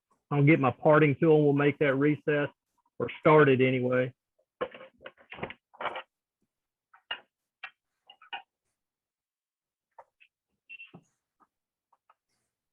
Forgot to drop my tool rest.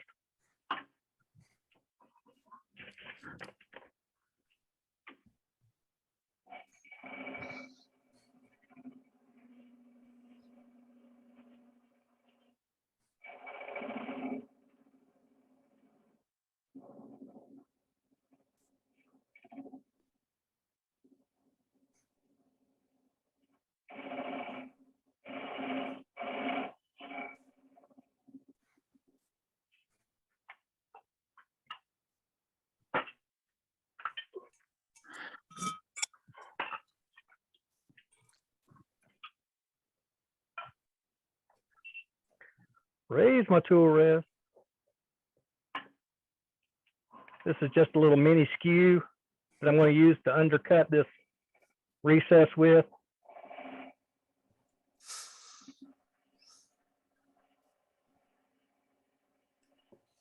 Make the matching dovetail on the jaws.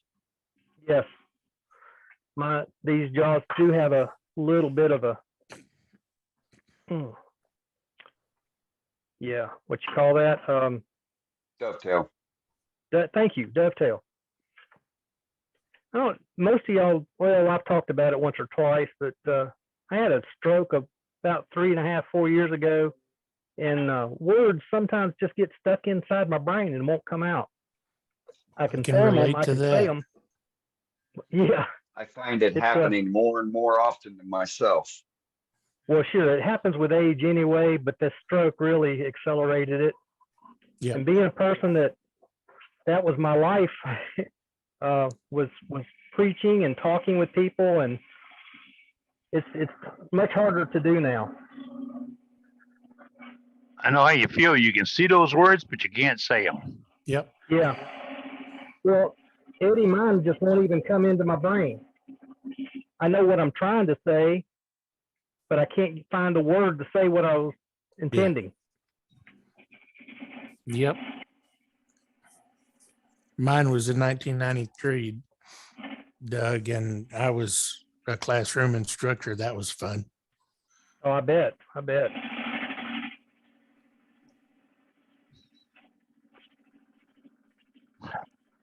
Folks, pay and listen to your doctors. Don't be a victim of that kind of problem because it will haunt you forever. So if you're AFib, you've got high blood pressure, whatever, do what's necessary. Yep. And I miss so much of my regular life. I really do. Yeah, I fit none of the categories. I was an anomaly. They had no idea why I had one. Really? Yeah. Blood pressure's low, great health, non-smoker. It was nuts. They had the only thing we could determine was possibly stress.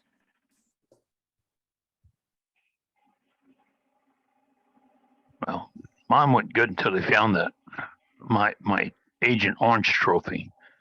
And then, you know. Mm-hmm.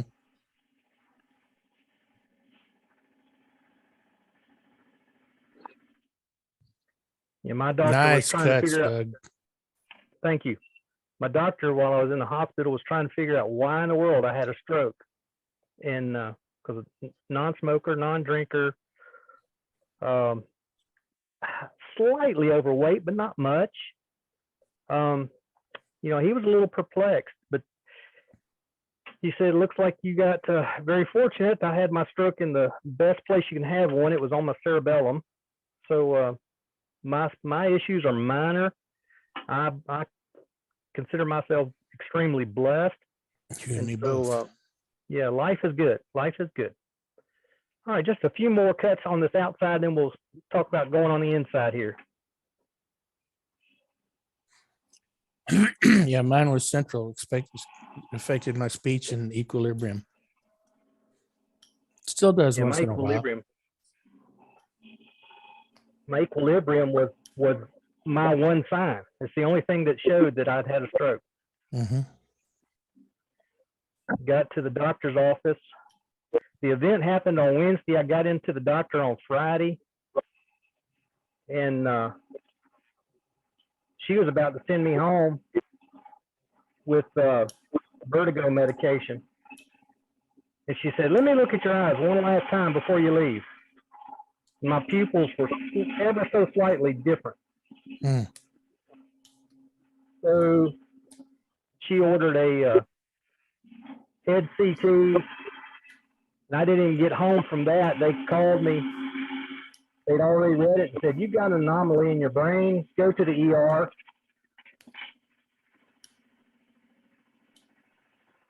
So I did.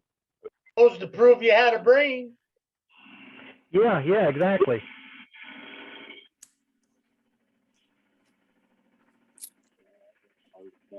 Yeah, I went to the ER. I went to the ER that morning. And I should have. Mine happened down in the evening, and I should have gone in. My wife and I thought it might be vertigo, which was strange anyway. I'd never had vertigo before. Yeah. But well, that night, I'd gotten off the couch. I walked 3 feet and was off course by 6 feet. Yep. Yeah, mine hit me right after I got to work. So I had a coworker drive me to the ER, and doctor put me right in for an ENG, and he said it's showing something central. So they did an MRI the next day, and there you go. All right. Just been working on some of these flats that were on the very top section of this little blank. All right, I'm gonna take one more cleaning pass just to clean this up. That'll get me a little more of this flat taken care of. I'm also gonna round this outer edge of this foot because that foot's gonna end up staying.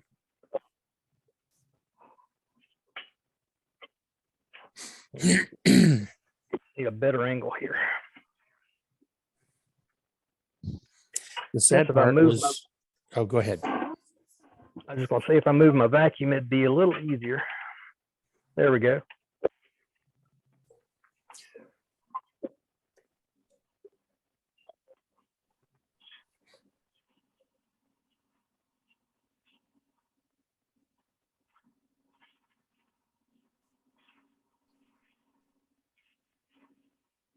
Earlier, Doug was talking about a chuck and needing another chuck and putting information on our website. We have a barter section of our website now. It's not a commercial sales section. It's if you want to barter, looking for or looking to get rid of tools, etc. That's where you go.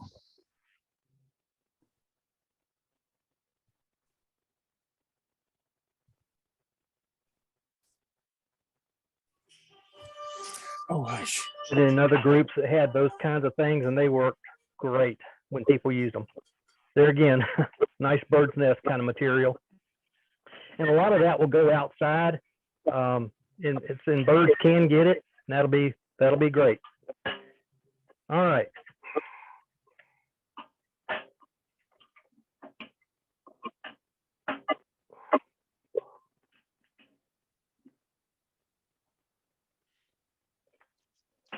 There we go.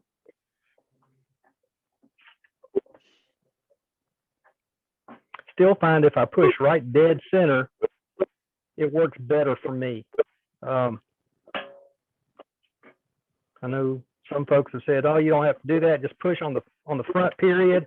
I've done that and had them so crooked. Where if I'll push dead in the center, especially just before it gets tight. Use your live center. Yes, exactly. You can use your live center, or if you just push right dead in the center. All right. No, I'm Now, saying for bigger pieces, use your live center. It's too much Oh weight. to push in the yeah. center. That's a third hand. All right. Typically what I do, this headstock turns. So typically what I do is turn this out, but so that I don't have to change my camera and you guys can still see, we're going to leave it right where it is. All right. Still using, this is a 1/2 inch bowl gouge, by the way. Nothing real special about it. I am going to raise my speed up just a bit. I would also typically think about a live edge, but I'm going to take this one off. I want to take off about a 1/2 inch off the top of this.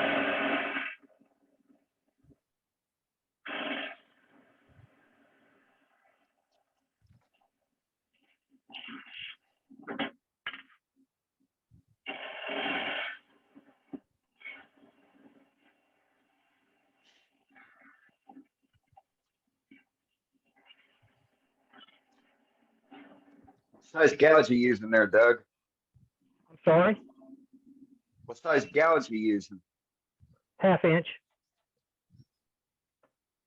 Okay, I still got a little bark left there. I've still got a good 1/4 inch to go to get down. I want to get down below. Somebody put in chat and asked, is that an old baseball bat? Your handle? No. Trying to think what. It's either oak or ash. I turned it. Oh, I turned very it from nice. scratch. Thank you. In fact, that was turned just for this particular gouge.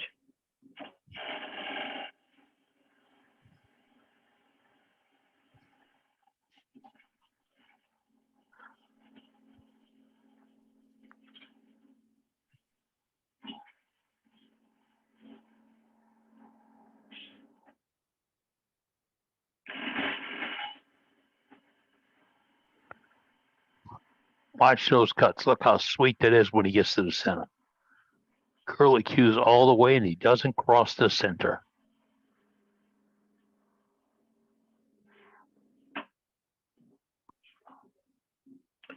been watching a lot of guys lately. They get started on those cuts and they're moving the back. Hopefully you noticed I was trying to go straight across, even if my hand stayed still. I was letting it go across so that I don't do that. I'm watching the back side of this bevel as it goes across that surface. And that's what gives me those curls all the way across. That and well, before I do that, getting pretty good distance between me and the wood.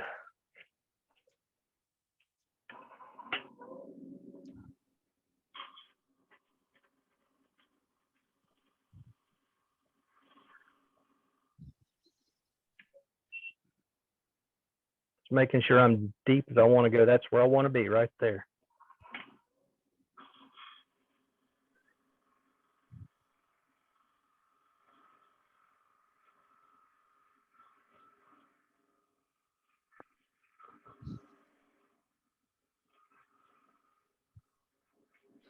The one turner watched another turner. I'm so enjoying seeing those little curly cues come off.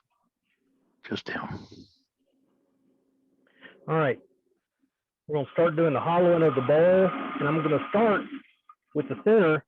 And again, just like Eddie said a while ago, this is my way of doing it. You may find something that, oh, I'm going to try that. And that's cool if you want to do that. If you say, this guy's a nut, that's okay too. This is just what works for me. I'm going to work my way out to the outside and get my rim established.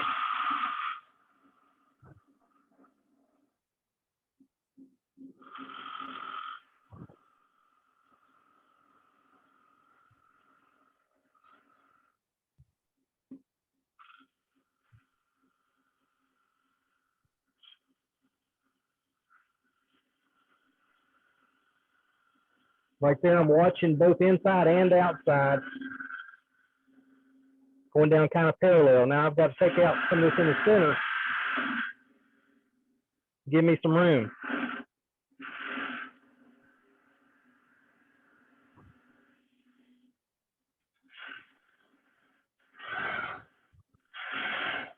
That's just an ugly cut no matter what.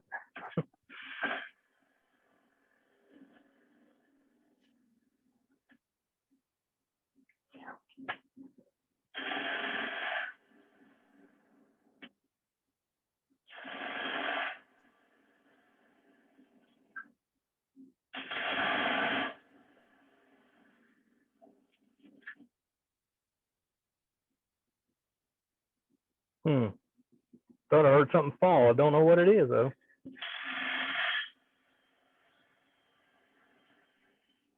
Got the bottom and the side pretty much together. So I'm taking out just a little bit of the side and come on into the inside.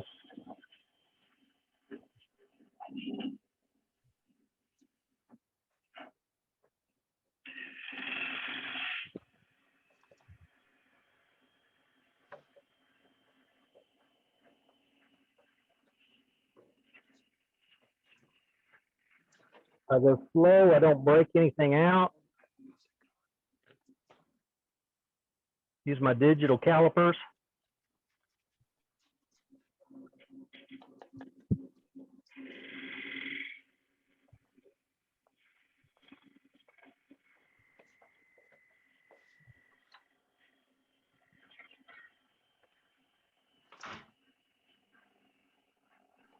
Watch what happens when he gets to the center. Watch the tip of his tool. He rides it right there. He did kick his handle out away from him to create a dimple. It's really hard when you create that dimple. Got just a couple of little ripples on the inside wall there, but that's easy enough to fix.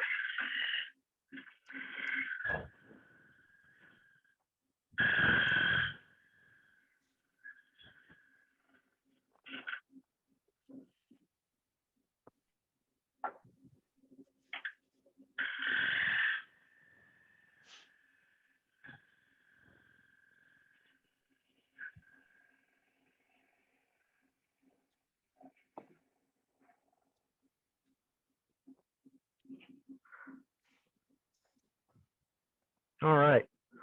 We're at the place of sanding now. What time have we got? Okay.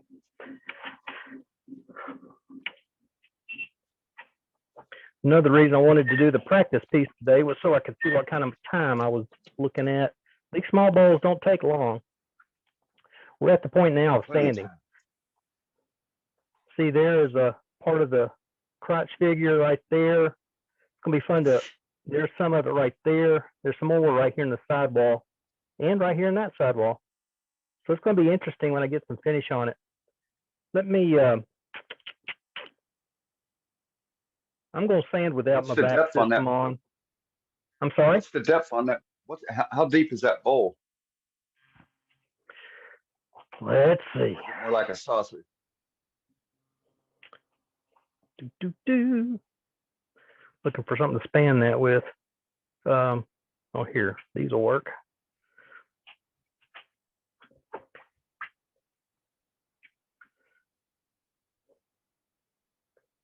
To the center, we are at 1.2 inches deep, which is,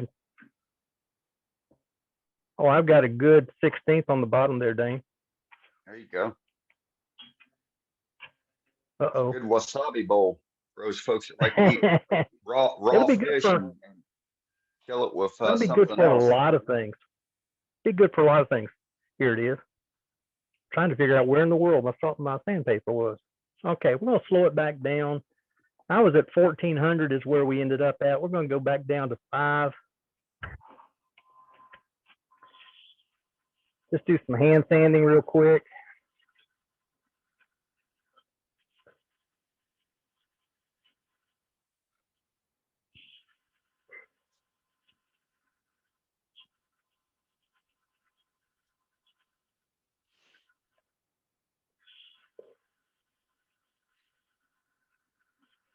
This piece of wood had some checks and cracks in it that I did not notice, but it started showing up.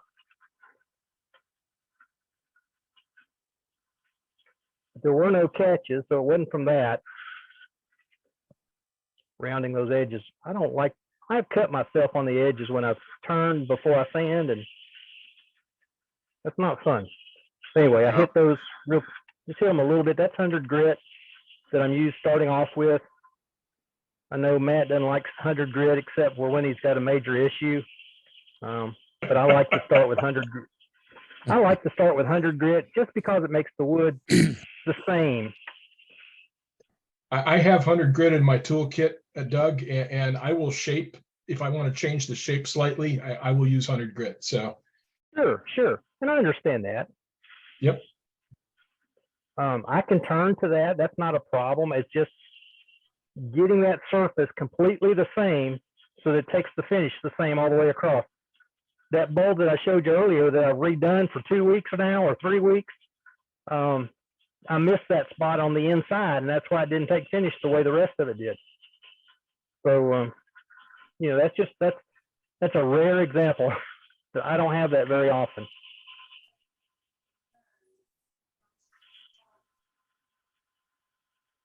And any tear out that I haven't seen because it was camouflaged, or some of these cracks that are popping up. Yeah, I'm really done with 100 right now. Very Then the often rest of the those, grit, go ahead. I was going to say the rest of the grits will go really quick because the heavy stuff is gone. Very often those cracks will appear because we've relieved stresses in the wood that we couldn't see were there. Absolutely. And with this being having 2 or 3 pits going through it, Yep. you know it had stresses in it. Yep. And if you've ever run a long board through a table saw, you can see the kind of stresses I'm talking about. My word. Wood will move like crazy. I watch a channel. It's a young couple that has a sawmill. That's the biggest part of their income. They've gotten huge on YouTube, but their income is really from the sawmill. They sawed up a log the other day, and right in the center 2 slabs that they cut, cracks came up before they got from one end to the other. It was amazing.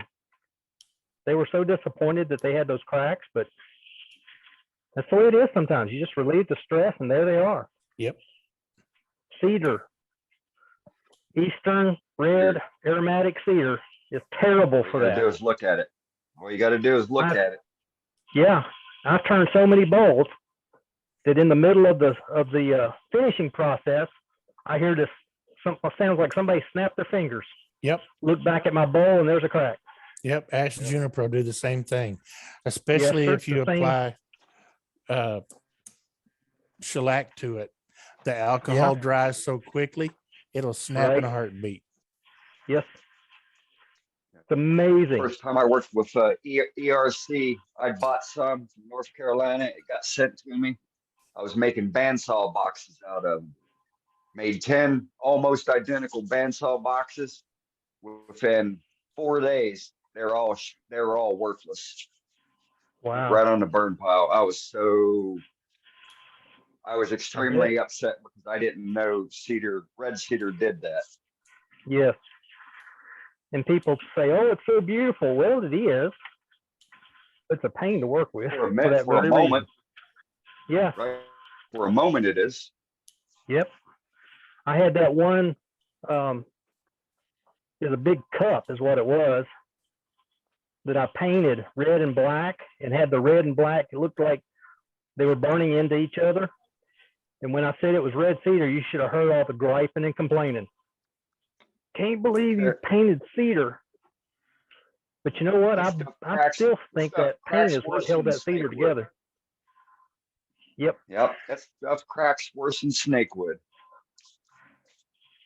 Make a pin out of snake wood and set the pin on the dashboard of your truck one time. Well, that's It the won't make the dashboard of your day. truck. You only do that one time, right? It won't last the day. Oh, I know. You learn. Well, most pins won't last a day sitting on your dashboard. Well, I guarantee you snake wood won't. Cedar won't either. Nope. Had a fella bought a $50 pin from me made out of snake wood. It was the first snake wood that I'd ever done. Put it on the dashboard of his car, and it was in the winter, and it didn't make the day. Did he was want to so upset at refund? himself. No. Oh, okay. No, he wasn't that kind of a customer. Okay. He came. Yeah, he wouldn't have got a to me and refund told- from me. He came and told me he had done it, and he was so upset with himself. He said, "I knew I was going to do that as soon as I put it up there." So I made him another one out of walnut. And he paid me for it too. Of course, walnut here. Go ahead. Remember the old days when you used to have cassettes in your car? You made sure you never left them on your dashboard or your console or Even the seat. I left a whole set of tapes on the seat of a car one time, and about 2/3 of them melted. All right. well, I know maybe you there were guys are tired of 8-tracks. things. Maybe there are 8-tracks and you can't use them anymore, you know.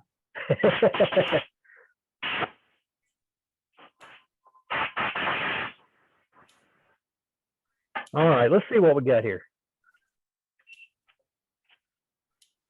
Tool marks are all gone. Could probably sand a couple of little spots out still. But for the most part, looks pretty good just for demonstration purposes.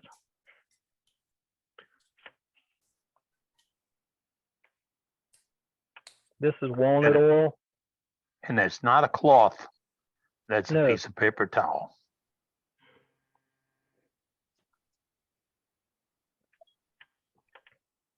And that's that three-fingered guy over in the corner. Why it's not a cloth? That's right. I've got a whole basket of t-shirt material that I cut up t-shirt when people started talking about how bad t-shirts were to use. And so those things are still sitting over there. I pull one out. I pull one or two out a year, but it's not for putting on spinning wood. It's usually when I'm doing some maintenance on one of my machines. All right. Now what I should have done was finished the bottom in the recess before I ever turned it around. But I can still do it. I can put it on a, yeah, one of those things, cold jaws. Or a vacuum chuck. Or vacuum Or a chuck. jam chuck. Yeah, it looks Or pretty. just a flat piece of stock. My vacuum chuck is too big for this. I could make a smaller face for it. That's what I did, Doug, is I made a smaller one for it. Yeah, that's what I need to do. Very nice. That's pretty. That's pretty. Very nice. That's, Yeah, I really like that look. It's very nice That's wood. another weed tree in Kentucky. That's pear, Bartlett pear. That's nice. Or not Bartlett, it's Bradford pear. Yeah. But it makes, It's a weed everywhere now. yeah, grows profusely, repopulates itself badly, cracks at the first little breeze. Yeah. But there you have it. Drops That nasty, nice. drops nasty fruit that nobody picks up. Yeah.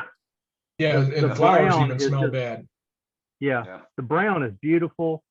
The white is just as beautiful. It turns get to pretty. it in a minute. It's a soft, consistent wood. I love turning it. Yeah. As you saw, this is pretty, it's not bone dry. It's only been cut for about a year. It sits outside for the most part. This is a piece, this was a longer piece. It was kind of a branch. I used 90% of the long pieces this past winter for turning Christmas trees, between pear and crabapple and hackberry. I think I turned 130 or 140 Christmas trees. Wow. I've got 2 left. So they were good sellers this year. I have some wild pear. It turns really nice. Yes. Most any pear does if you get it that's not cracked. This one has developed, it looks like maybe a little bit of ring shank right there. You can't see it, but I can.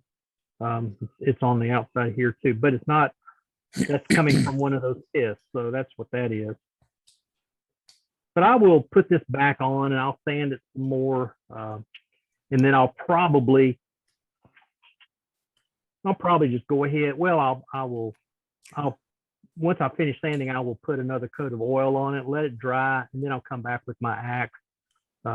And I talk about axe because that's what I use. The abrasive pastes are all good. They all do a great job, whether it's axe or any of the other brands. And it just takes you from 240 or 320 all the way up to 1,000 without buying that sandpaper and without all the dust. That's the biggest thing. The dust is the thing for me. I just don't like all the dust. So, and then wax. You know, you can make that abrasive paste on your own. Absolutely. Cut that cost out. It's amazing. You really can. Well, it's really not that much cheaper.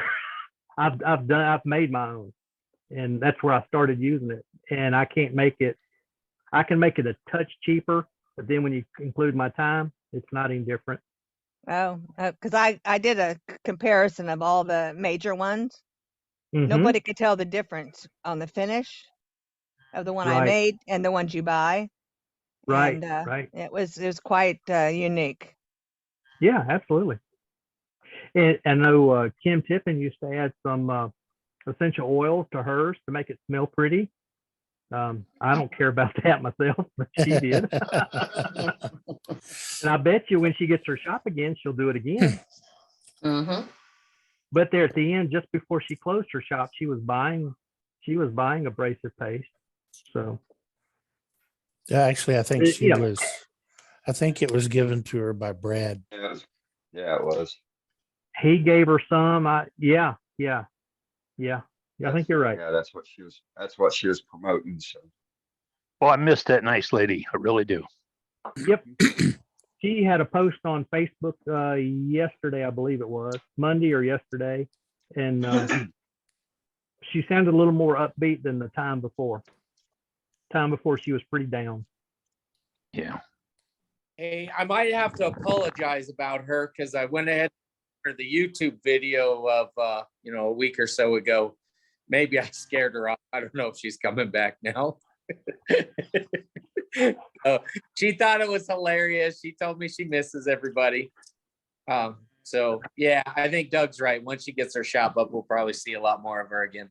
I think we should, when she saw that, saw you in a bikini and blonde wig, that really set her back some. No, it's set That was me a back. scary thought. Yeah, I've hopefully been we looking can for the we can brain get her to ever do a since. demonstration. Absolutely. I She's a think great it's dancer. great. So don't even listen to these guys. I think it's great. No, very, very nice. Well, Yeah, great very about nice. Nice Doug work. being in a bikini. Doug, did Little you bit hear of that? Hair. Heather thought you looked great in that bikini. I sell photos. Just go ahead and get my number off the website. We can work Right. something out. I give, Well, you I actually, give worldwide woodturner discounts. he's got a calendar. Oh, gosh. That's a pretty piece of work, Doug, Good and job, you did bud. excellent on demonstrating, sir. Yes, All right, very guys. nice. Appreciate the opportunity. Thank you. Those Good job, small Doug. bowls You. are so useful. It's amazing. I keep so many things in small little bowls. It's just incredible. Yeah. Whether it's rings, necklaces, earrings, Yeah, there yeah. are folks who I know Dane talked about in one of his videos doing bowls this size. For people that have a number of medications, they can divvy those out into these little small bowls and have them ready for when they are ready to take them. Talk to a lady in the store where I sell some of my work. She was talking about having a handful of these in her kitchen for dry ingredients before she dumps them into the big Right. bowl. Yep. So Yeah, you can they're use them for extremely handy. so many things. Amazing. Yeah. Really. M&Ms that Yeah. when you have a dinner party, stick M&Ms or peanuts and have them sitting around the house. That's not big enough for M&Ms. That's right. I was gonna say something good. And Just for what a wonderful appetizers. and what a wonderful way to display that stuff, you know? Absolutely, yeah. Yeah, Yeah. I have bowls of similar Incredible. size everywhere too. I have them in the shop. I have them on the computer desk. I have them on top of my dresser. They work great for change bowls or change, Yep. dishes. Yeah, I've got jewelry Absolutely. and change and all kinds of stuff in them. How They're many great of for, you, they're great for Every your, night, old when vehicle you're keys. changing chuck jaws. They're great for the little screws too. Yes. now, Thanks, when I'm Doug. working around- Thanks, Doug, for the Little demo. magnet in the recess. Inlay You're a welcome. magnet in the bottom of them. Brenda, you had a question or was you going to say something? yeah, I was gonna say something. I was gonna say, how many of you guys will go to a party and see that thing full of M&Ms and pick up the whole bowl and just dump it in your mouth? Well, not out of the Yeah. bowl. I dump them all in my hand. As long as they said Give me- M&M on it. That would. I don't know if Grateful I don't know if I would do it based on that Super Bowl commercial. Boy, am I glad I Yeah. missed that. Yeah, we were talking about that, man. I can't imagine chocolate covered clams. It's the nastiest things on the planet. Who thought about that? I know, right? I mean, it's not even funny. I don't get it. It's a reason to have crazy houses. It really is. Heather's got a Alrighty. question. Thank you again. Thank you so much, Doug. About M&Ms. Hey, how'd I get there? I don't know. I don't know. Had to get rid of Not it. That's fine. Well, hey, I got something to show. So let me lead off with show and tell here. All The right. Second half. So And we're looking for crotch pieces, folks. That's not the only thing we like to see tonight, but that's our target this evening, is to look at crotch pieces. Show me your crotch. Next week's show me your bottom. What you got, Dane? well, so y'all can see my name. You know, my name changed. So I'm immersed in coloring for right now. So I got a nice piece that I'm working on right now. But got a nice little green bowl. So it's Arizona ash. It's all natural on the inside. Ready? Do you see? Do you see Watch it? the flash. There's no Yes. dimple. There's Yeah. no dimple. Watch the flash. You got some curl here. Yep. What'd you fill the hole with? Oh, and look, you got a little hooter right there. But up here it looks like a penguin. Great Yeah, shine so there. that's got Really shiny. And so Oh, thank you. And then so right here on the little knot on the tree limb that was coming out, I filled that with some Mojave green turquoise. And then so here's the back. So the back is double dyed with aquamarine and royal blue. That is pretty. Wow, does that jump out at you? Look at that There penguin. he is. Yes, the penguin. I love it. That's pretty. That's pretty dang. I don't know. Very nice shine on that one. That jumps What out. did I you like it. use? So now you can see the figure on that side, the curl. Oh, yeah, I can see the curly too. Oh, yeah. And then just to Hey, dress up let's get to the bottom. Let's get to the bottom. So we got a Ooh, little look bit at of Sleeping Beauty turquoise mixed in with some Mojave green turquoise and resin. Hey, that's next week, Dane. Show me your bottom. Well, I got all kinds of bottoms. That is cool. Yeah. That is beautiful, Dane. Thank you. Absolutely gorgeous. Real nice. Turn your volume. Dane, what was the finish on that? Tongue oil, the carrying kind. And so that's got 4 coats. And then I use boiled linseed oil as my standing sealer, so it's also got a coat of standing sealer under, or boiled linseed oil underneath it. And the one you got That's on what I got. now, the one you got on your lathe now is going to be the same thing, just different color. Yeah. So this, yep. So this came out of that. Okay. And I've got 2 more cores that came out of that. Oh. You So core. this is so the rest of them are going to be identical with the same color scheme. This one here is just something to play around with. And then I had an impromptu customer come over to get some oranges off the tree.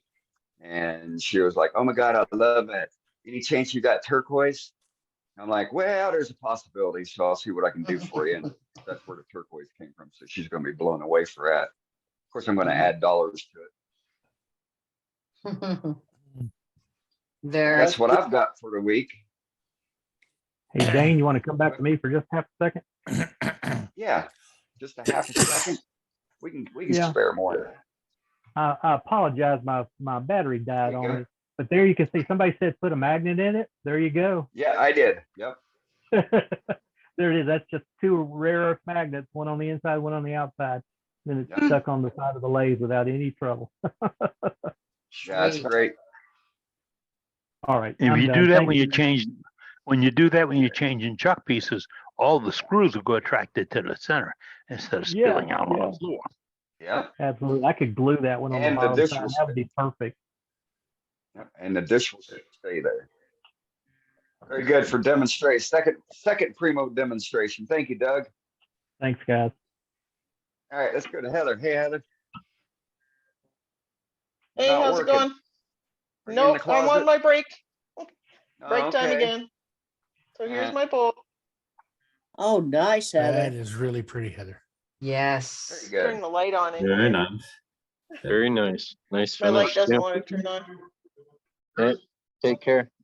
Did you love burn that. that? Did you burn that around the edges? No, that's the bark. Whoa, What kind nice. of tree? It's black cherry. Oh, wow. Wow, wow, wow. Okay. Oh, look at that. Whoa. Nice. That's really pretty. Very nice. Oh, Nice, where am I Heather. going? Yeah. Yes. Great finish. That's really What- nice. Nice finish. It looks great, yeah. Nice and Yes, it shiny. is. What you use to finish, Heather? Was it Rust-Oleum spray on it? Cool. I tried using the Spray lacquer. yeah, I tried using a satin finish and I didn't like it. So I roughed it up and I put the spray lacquer on it. Pretty. It just showed the chatoyance a lot better. Oh, yeah. Oh, yeah, it's Oh, yeah. gorgeous. The Very flame. Yeah. That's all. That's all I have to show. Yeah, Pretty piece of work. I watched Thank your you. video the other day of the that last piece you showed us. What's that thing called? That was the basket illusion, I think. No, Yeah, that was cool. No, that was that cool. rolls around. Oh, the streptohedron Yeah, or that thing. hemisphere. Yeah, that thing. I can't pronounce it. That was Yeah. awesome. That was awesome. I watched that video Yeah. the other day. They're Very pretty nice. easy to make, honestly. I couldn't- They look a lot like they'd be hard to make, but they're not. Yes, it didn't make sense in my head how you made it. So I had to Yeah. look and see how you did it. That's beautiful, Heather. Thank Yes, very nice. you. And it's shaped like a heart. Love your work. Thank you. All right. Very Let's nice. go back to Thanks. Mr. Scaredy Pants here. Oh, me? Okay. Yeah. As I see better on my iPad, I sit here staring at that to get better images. Try not to miss anything. Really don't. I watch the replays on our website. I saved the chat. I've been to the barter program. And we don't have a members list. We have a contact list. And if you'd like to be part of that list, put that you want to be in the chat, what you want us to have. There's no rules. But we ask you not to go commercial. Remember, we're not married to anybody. We're just dating. But we'd like to get your information so you can share it with others. We've got a couple of programs coming up in the next couple of months. And it varies from Show Me Your Crotch, which is tonight, to Bottoms Up next week, to eggs, the gnomes, the cannon, plates and platters, jewelry. These are all projects that our members have said, you know, it'd be cool if we could do this. No, it'd be cool if we do that. So we are now gearing our demonstrations towards those projects. And Dane Chandler sets those up. He's on a contact list. Or you can put the information in the chat. He sees it either way. But we're looking for demos to advance our turners' abilities to perform those actions. Now, when Doug Miller said a little while ago he was going to turn that bowl around and hold it, I heard 4 different ways to hold it come up from you folks. 4 different ways. And that was one simple little bowl. 4 ways that they can hold it. And Matt jumped in and said, you know, if you vacuum chuck is too big, you can reduce it. And somebody else said a jam chuck, and then it was on a faceplate, et cetera, et cetera, et cetera. There's so many ways, cold jaws, so many ways to hold these pieces. We're really looking for demonstrations on how do you hold it so you can turn it. And that's from ink pens to bottle stoppers to bowls to platters, all down the line. And keep in mind what is available and what you can modify to be available. I mean, we live in a world of easy right now. So you can probably find old pieces of equipment people are getting rid of, find discounts at Harbor Freight or one of those places, but you can build your own tools, and that's what we want to see. What do you build? Don't tell me I went out and bought an Atlas vacuum system with the pump and all that, because you gave them a couple of $100 more than it's worth. But if you built it in your own shop, you'll love it. And as far as if I'm not hung up on vacuums, but I do like it.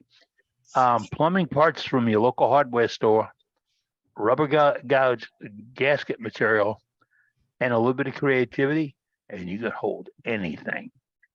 And you can make your own. Well, you know what? We're going to aspire to do a demonstration on how to do that, because it's fairly simple. It is, but if we all knew the gizmos, we all knew the habits, and you know, how do you make a worm screw or a holdback screw to fit for different size woods and pieces and strengths and all that? Those are all, if you can hold it, you can turn it. So we're looking to get that. And also, I just got a PM. Guy said bottle stoppers. I try to read it. Maybe he missed a word or two. I think he says, how do we hold them and how do we decorate them? Yeah, how do we hold them and how we decorate them? We need a demo on that. You want to do a demo on that? It's great. And see, Doug Miller just did his on the iPhone.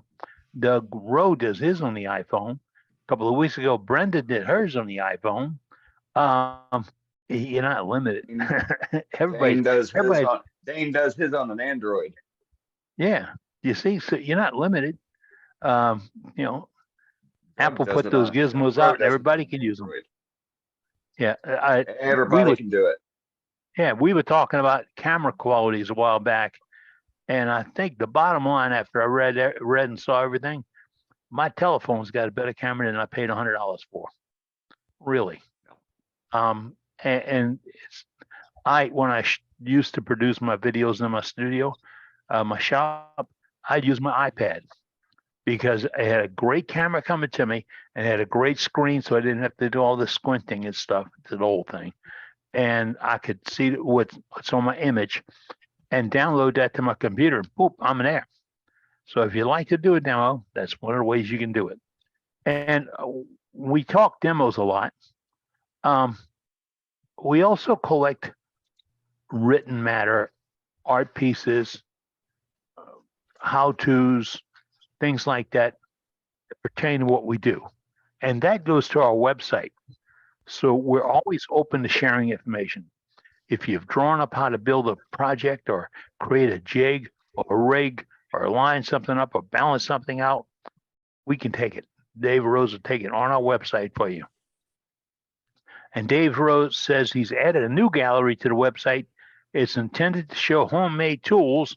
Send photos of your homemade tools as well as your projects to Dave Rose at our website, and we'll use it because we do, and I can brag on this, we do have the world's greatest wood turning website, and it gets better every single day. Let's go back to some gallery items, folks. If you have something to show, go to the chat and put in, I have something to show. Dane will introduce you. When he does, start talking right away because he's got to find you up this whole mess of school. He's got to find you. Who's up, Dane? That's right. Well, we got Teacher Doug. Hey, Teacher Doug. Professor. It's Professor Hey, Doug, what's please. up? Okay, so for Valentine's Day, that's what I made my wife. That is all resin, no color candy in this one. Wow. Wow. Let me show you real quick. The seasoned resin players know this already, but if you're new to playing with resin, what you do is when your spouse isn't looking, you go to the baking area of the kitchen and you steal anything made out of silicone because the resin doesn't stick to silicone for whatever Well, you reason. got that at the dollar store. What do you mean? Actually, I did pick this one up at the thrift store, but the baking silicone stuff is the exact same material as wood turning resin silicone molds. So anyway, this one was already in the shape of a heart, had the little dimples in it, or I guess nubs. So now this has dimples. And so she liked it. I went almost too thin. I actually almost made a funnel out of it when I was sanding because the resin got too soft from getting heated up. So anyway, You can put your picture in the bottom of it now. I could. I just put my The back. face. Yeah. And then I just thought, well, Eddie was talking about different jigs and whatever. So this little bowl that I started working on at the beginning, so there's my crotch again. Obviously to sand it, right, need to get in there. But because we made this little lip, that wasn't gonna work. So I was gonna have a rough edge. So I just changed it up, threw the little dealy wheelie inside the vice grips, and lo and behold, it works just fine. Sweet. And there it is. A little fat Italian guy used to sell parts to make one like that. Hey, Doug, are you familiar with the sanding cylinders? You familiar with the sanding cylinders? I don't know what a standing cylinder is. Nope. I'll go find one and stick it in. I'll go find a link and stick them in chat. But they're cylinders. You know, they're like long and circular. Talking about orbital I'll put a link sanders? in- No. Oscillating sanders? No, well, they're kind of like what you see on those sanding tables where they go up and down. Oh yeah, I have But those next to me. yeah, it's but they're oscillating cylinders sander. and they fit in. You can get those in under. I use those a lot, so I use those on my Fordham. But like I said, I'll go find a link and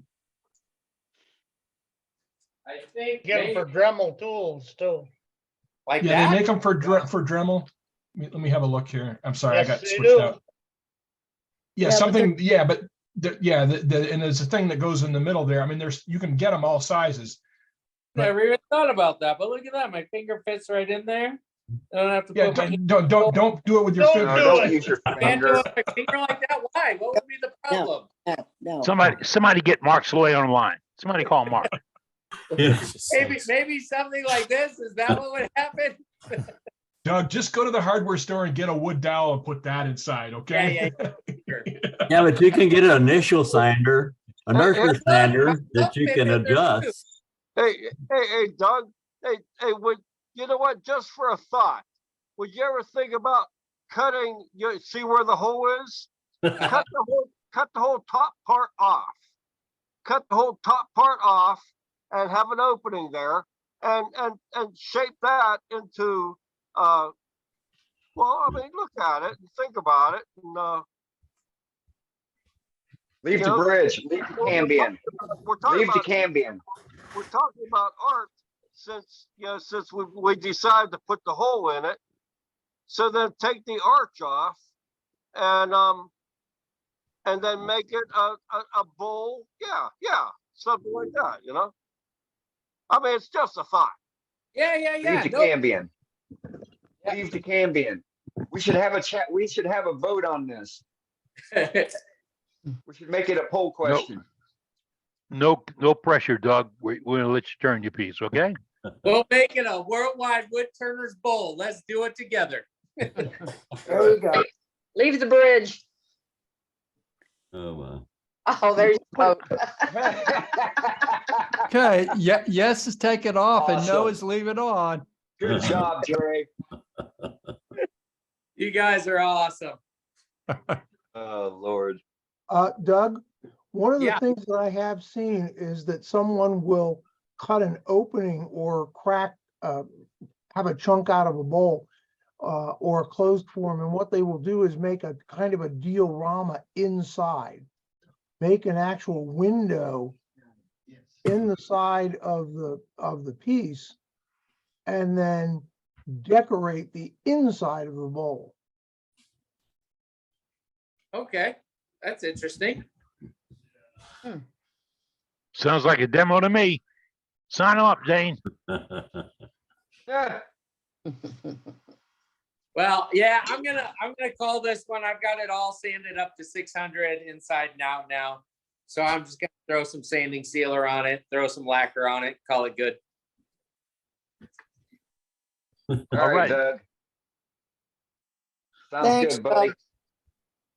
All right, let's go to this heathen. Look at this guy. How do you follow that guy? Trouble in the house. Trouble in the house. Yeah. Okay. I've got a crotch bow. I did a heart bow also. This is Texas ebony, and Nice. the bark didn't stay on it. Didn't That have to. is That's so gorgeous. pretty. I was unhappy that my pit, wasn't up here even with that, but that's the way it goes. That's what you get. Yep. It's still pretty. Waukeene, is there a lot of that down there? Yes, we're starting to lose it from a freeze we had about 10 years ago. A lot of it's rotten inside on the pit. And I just got a tree, the whole tree. It's not a very big tree that I need to start doing something with before it starts cracking on me and going bad. But I got a safety tip to go with this. If you look real close here, you'll find some little bitty old scratches. And so I parted this off and left a tip on the bottom. So I was sanding it off with my Jacob's chuck and sander here. And so I'm sanding this off, and I'm changing grits, going to, the finer grit. And all of a sudden I turn around to get a grit and it's still running, and I hear something. And my Jacob truck come out, hit the bow, everything landed on the ground. Well, you know, these have a 1/4-inch thread in the back of them where you can put a drawbar in, you know? Yep. And of course, I didn't do that. I just slammed it in there in a hurry. And so that's a safety tip. If you're having problems with one staying in, or you didn't, you know, whatever your problem might be. I mean, I haven't had any problems with it, but I did at this time. And that's when it always happens, right? Yep. And I have the same problem with my bill system with this one, because, you know, I'm getting pretty rough with it. And when I forget to put this in, it'll come out, and it hasn't caused a problem, but you do have that safety item on these that you can put these drawbars in, you know. Okay, I've got another Texas Ebony piece. Ooh. And this is a vase. Wow. Wow. I've done several of these. This one was really wild and crazy because the wings are so close together. And it also. What'd that sound like? And this also has some little roots growing out, and you can see through. Oh. Wow. And I've got this one. I tried to kill myself on it. That looks like that was a little scary to turn. It put my The face looks like E.T. E.T. Yeah, just the eyes. Oh, okay. And so I put my steady rest on there. Incredible. And I'd already shaped this, and I was trying to get into where I drilled here, a hollow. And I got a catch. Well, the steady rest didn't hold. And it was lucky that it come out of the chuck and landed in there and just sat there like that. I said, now what do I do? And so I hadn't finished this thing. I've got some pictures I want to show though, and how I got started with this, and I don't do this anymore. But I'll do some share screen. This is how I started, just doing one like that. And I didn't get wild and crazy with it. I had a couple of vases like this. Oh, beautiful. And then when I started doing this, I was putting a board on the end, drilling it into the wings. Yeah. This is a piece of mesquite. I didn't take enough pictures of this, but that works really good. And that's a good idea. This one I finished and parted it off. This is that same piece of mesquite. And I got finish on it there. I just parted it off and got to sand it off. Pretty. This one's another Texas ebony one. And so, you know, I put a board on it, put the 4-prong in there drive to shape this and put the tenon on. And this is what I want. That's the shape I want right there. So I've got to get rid of all of this. And so I did.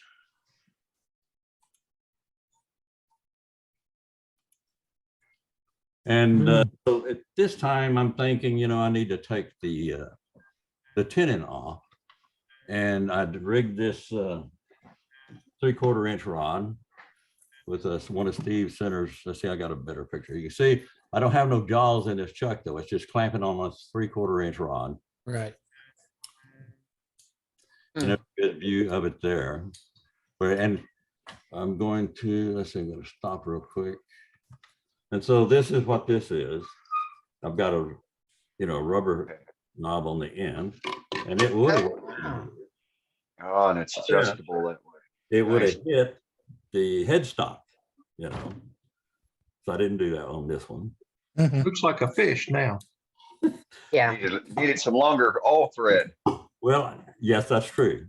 I'd really like to have a straight rod, 3/4-inch rod with a Morse taper 2 on it and threaded the rest of it. That would be the best. But on this here, I'm going to go back to share screen. I bet a machine shop could turn one real inexpensive for you. And if I was still working, I could do it out there. And so, you know, I did that to take the tenon off. I don't do this anymore. I part them off and sand the bottom off. But it worked at that time. This only lasted one day in the gallery when I put it down there.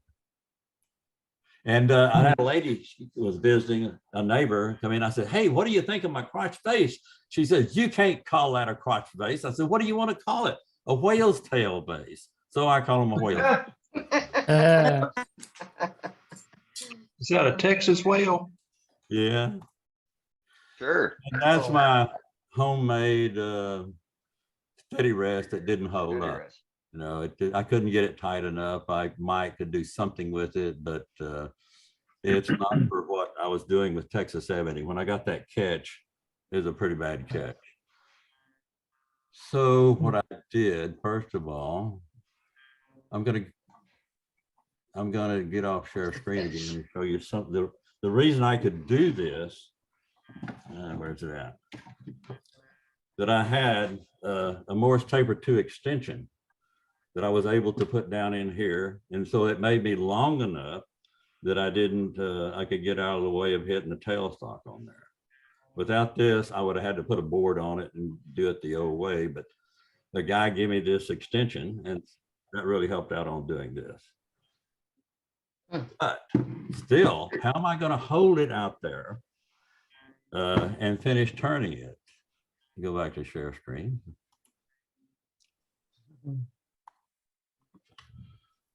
So you see, let me go one more picture. See that 1.5 inch, that's 1.5 inch Forstner bit I drilled this with, and I didn't hollow it because I didn't have no way to hollow it. I just drilled an 1.5 inch hole all the way to the bottom. So that's what I used, was that 1.5 inch Forstner bit to hold this dead center while I finished turning this and sanding it and doing all my work. And so I had it down inside there about 1 inch, you know. So that worked out. Oh, that's pretty amazing, I gotta tell you. There was no way I could use my bow gouge to cut. I had to use the carbide all the way in here, smoothing this out and making the cut because it's right up against my tailstock. Did you consider making did you ever consider making a scrap piece of wood to hold that with? Like a long sort of thing to hold it with? Well, see, I'm cutting inside here. What do you mean? I'm turning inside here. That force down inside here where I can finish making my curve into the hole I drilled there. Oh, I got you. Okay. Okay. And it was just, that's what I did for this vase, you know. And, gotcha. Yeah, I got an 8 inch Forstner bit extension too, a drill bit extender. Yeah. So that's it going. And so it ended up coming out okay. Wow. It's gorgeous. Okay, Matt, we're going shop. I mean, Waukeene, we're going shopping for you. We need a number 2 Morse taper that exits being a 3/4 10 thread. And then we can put a coupler on it at any length bar or stock we need to go in there. So we can adjust the length of that rubber bumper and that centerpiece. So if we can find a 3/4, number 2 Morse taper exiting to a male 3/4 10, I think it'd be home free. Well, One Way has that. I've got a One Way free center. It has a 3/4 inch by 10 thread on it. You know? Oh, yeah. It's a number 2 or it's a what kind of center? Number 2, One Way free center, and it's got a 3/4 inch male thread on it. Okay. You can join the 2 pieces together with a 3/4 10 nut.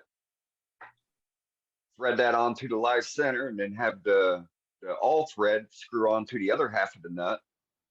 Yeah. Yeah. Or have 2 nuts, welded together, double nut. Yeah, that's a free center. You're talking about a drive, Eddie. You're talking about to drive it? No, you said you wanted to hold it. You showed us the rig and it wouldn't go in because to your headstock because your rod wasn't long enough. Yeah, that's fair. All right. Yeah. All right. Now, if we could just extend that rod, Well, they and- make, a nut coupling about 2 inches long that you could. yeah, And put another all thread out here. yeah, and then, but you want to end up with Morse taper on the end of it where you had your hand just now, right? Oh, okay. I'm with you, Eddie. All right. Yeah, one piece. All right. Yeah, and then you can change you have the Morse taper with that's 3/4 10, and then you can put any length bar you want. If you need a short one, put a short one in. If you need a long one to get to the bottom, that whale tail you just turned, then you can reach down there, or you can push it out. We're gonna find that one for you. It's a Morse taper coming to a 3/4 10. Yeah. I'm going to go to as I was saying- Little Machine Shop. I'm going to go to littlemachineshop.com. I'm probably going to find it for you. Yeah. Okay. So I got one more here. So this one, the wings didn't stay on it. This one here, I just ended up making a vase out of it, but I had one wing longer than the other. I said, that's really going to be cool. I'm going to have one wing longer than the other. And so I'm turning about 1,500. And so I'm getting both wings. Well, I'm not, that other one's coming down at one time, every time it makes a revolution. And I'm not making a very good cut. So I'll kick her up to 2,000 RPMs. Well, I was not in the way. So I ended up just making a vase out of this one here. Oh, Nice. so gorgeous. Though. Very nice finish. Yeah. All right. Thank you, guys. Thank you, Waukeene. Please share that. Okay, Waukeene. If you didn't notice it, Waukeen's got a shirt on from SWAT, SWAT, Southwest Association of Turners, and SWAT has announced their dates for 2023, and that's available on swatturners.org, and that's spelled SWATURNERS.org. And that's going to get all the details, the lineup, vendors, everything else is going to be there. It's my personal favorite symposium because all you nice folks are there. That's it. We're going back to gallery. If you got something you'd like to show, please step up and say so. And Dane is going to introduce you. And now. All right, we got Roger next here. Eddie, I've got to step Yeah, I'm away. here. Might be- Hold on a minute, Roger. I got to step away and give my cat a shot. So the next one up is Howard King after Roger, if I'm not. Okay. Okay, we got you. I've started working on a urn. And Nice. I was hollowing on the inside, and of course I went right through the side. So I put a piece of maple in it. And it's got some cracks in it I still have to fill. But it's a work in progress. Looks good. Did you dye that then? No, it's just walnut and maple. Really? Looks good. Wow. Like the world's largest bottle stopper. Wow. And how are you going to hollow that? What's that? You going to hollow that thing? It's already hollow. Oh, it is. Yeah, Oh my. I can go. Oh, okay. Oh my goodness. That's how I went through right here. Was when I From the was inside? hollowing. Mm, And nice save. Very nice. but I've got some cracks I've got to deal with. And I'm What are you gonna thinking of put in that? mixing some cocoa, Hershey's cocoa, and super glue or CA, whatever, and fill the Yeah. cracks. Nice. That or coffee. Don't have coffee. Don't drink it. Okay. Yeah, I'd go with the cocoa. It's real fine. This piece, I showed it a couple weeks ago, and the piece broke out, and Matt said to burn it. So I got my torch out and I burnt all the edges on it. Nice. It You looks like it? good. Yep. Do you like it, Roger? Do you like it, Roger? Do you like it? Yeah, it's different. My wife likes it. Then I That's was the working on main filling thing. cracks. And this is some gold powder that I got mixed with CA.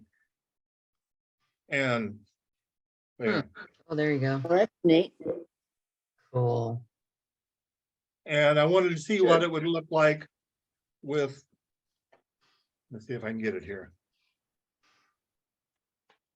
Nice. There's some blue, Oh, yep. I see it at the top there. and my wife doesn't like that at all. Tip it just a little more. Yeah, it's just trying different things. So, Very nice. all right, that's all I got tonight. Really nice. Hey, What, thank you. Roger? Thanks, Roger. Dane, you All back? right. Thank you, guys. Yeah, I'm back. I'm back. All right, let's go to Howard. Whoops. Hey, can y'all hear me now? We are. Yes, You can sir. hear it. Oh, wait, we're looking at Huck. Almost. We can hear you. I mean, let me get you pulled up here. Can, There can you are. see me now? Oh, Can you see me Now we now? see you. there he is. Okay, all right. Oh my. Tonight is crotch night, right? Right. So I want to show, Yeah. I got a couple of crotches I want to show you. This is a crotch from a box elder. Is that better? Oh, is it? Yeah. Brenda, what do you see in that flame? And you see the, Like a where the big limbs tree. coming out? Yes. I And see an so, octopus. oh, nice. There's the Don't back. get her side of started. it. Please Love don't get her that. started. There's the bottom. Oh, we're not doing bottoms tonight, are we? No. It's next week. Brenda wants them next week. Sure you can. I did my bottom. Oh, Yeah. okay. I always But show my bottom. anyway, Bottom. I'm trying this UV protective clear enamel spray from Hobby Lobby, and I hope it'll keep the red on there for a while. Nice. Well, I guess we'll find out. But anyway, It worked for me. It worked for me, Howard. That's what Does I it? used. Yeah. yeah. Turn that UV upside protected down. clear coat. Oh, upside down. Yeah, like that, like that. It's a tree with An roots. octopus. Oh, it's octopus. Yeah. And you Yeah. can, Or a seahorse. Y'all scaring away the new members. Something weird. Really? I thought it looked like the devil. That looks like a dragon, don't it? It's got a clock in the front, in the Yeah. top. Yeah, yeah. It's got a clock in the face. right Yeah. there. Yeah. Yeah. Like that. What That's is that? Was that Howard, about- do you have something else? We got to get off that piece. Oh, okay. I'm sorry. No, it's- No, really, you get Brenda lit up on that stuff and she'll go on forever.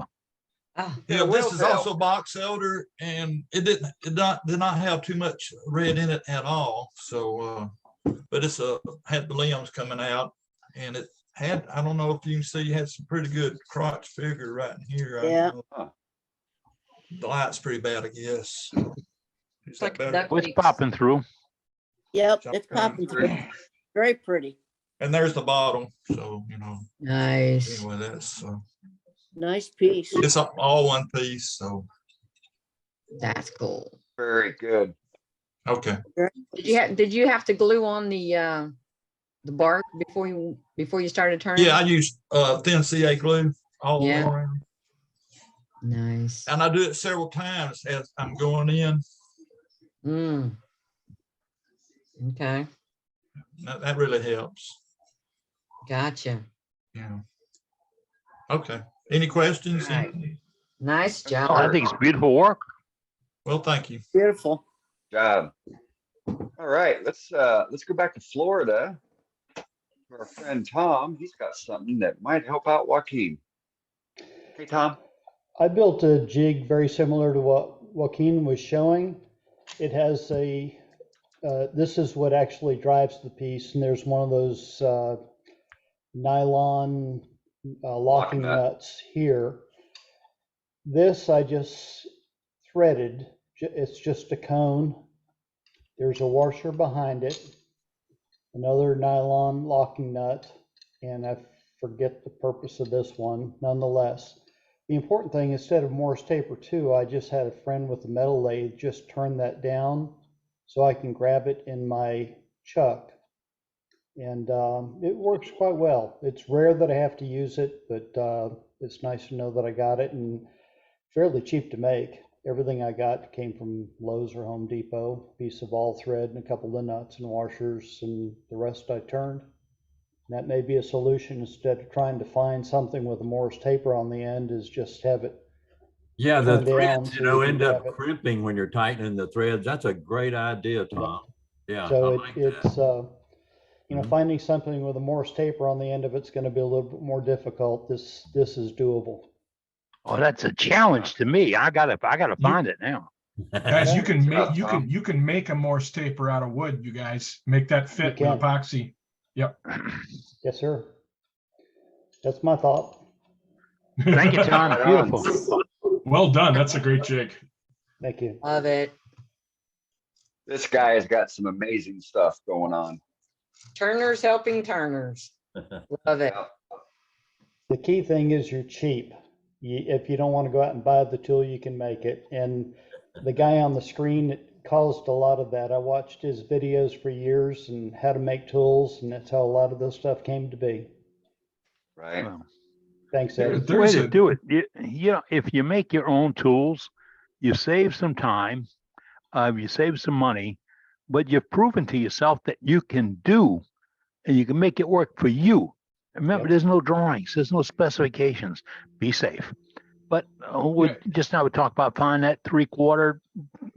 That's like a challenge to me. I have to find it now because I told Waukeene, you know what you need? I think I know where it's at. But that's what we do here. And we do that every single meeting.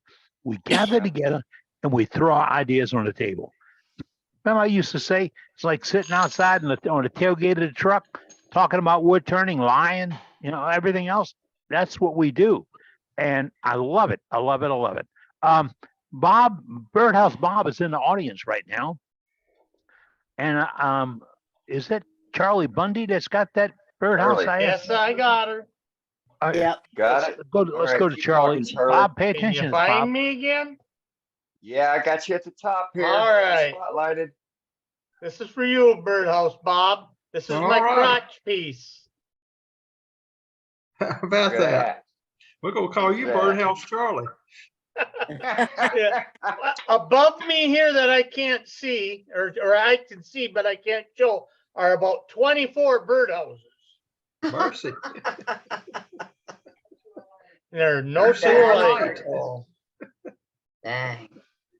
That's And cool. that's all I like fogwood. that. I don't know what kind of wood that is. It's all stuff that was laying on the shop floor. Probably Well, it's birdwood. good that you picked. It's good that you picked it up. That way you didn't trip over it. Yep. Looks like birdwood to me. Yeah. No, I didn't fly off the lathe. That's neat. Very nice. And that Beautiful. took 4 different accesses to turn. I think we've created a monster here. What's this we? You created it. Yeah. Yeah. That's right. There's finger pointing. Well, Go, someone go, said Charlie, not go. I don't know. Birdhouse Bob's birdhouses are pretty straightforward. You know, who's the monster here? You ask me. Wait till we show our gnomes. I'll show you the monster you created. Okay. Oh no. I'm looking forward to it. I am looking The forward to challenge- it too. Right. The challenge You is can on. claim me all you want, but it's coming from your fertile creative guys are mind, nuts. Charlie. So you know, Yeah. knock yourself out. Charlie, you gonna- You said something and it challenged my brain. Charlie, you Here we gonna go. have the flying gnome? You gonna have the flying gnome? No, it don't fly. We gotta wait, don't we? Yep. All right, let's go I to. gotta buy let's the go- fur for the beards. There you go. Let's go to Steven. Hey, Steven. Been a while. How you doing? I'm here. Can you hear me? Yes, sir. We got you. I got some crotch pieces. This is a cherry plate that I turned. I like It's like angel wings. That's pretty. Nice feather. Yes. Looks like angel wings. Yes. Look at the chatoyance. That thing flashes. Wow. Hey, Yes. you kind of messed that up, man. You need to send that to me.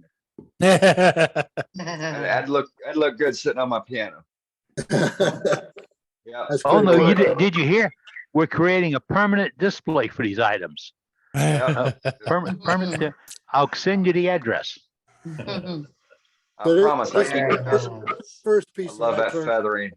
that was a crotch. And then Nice job.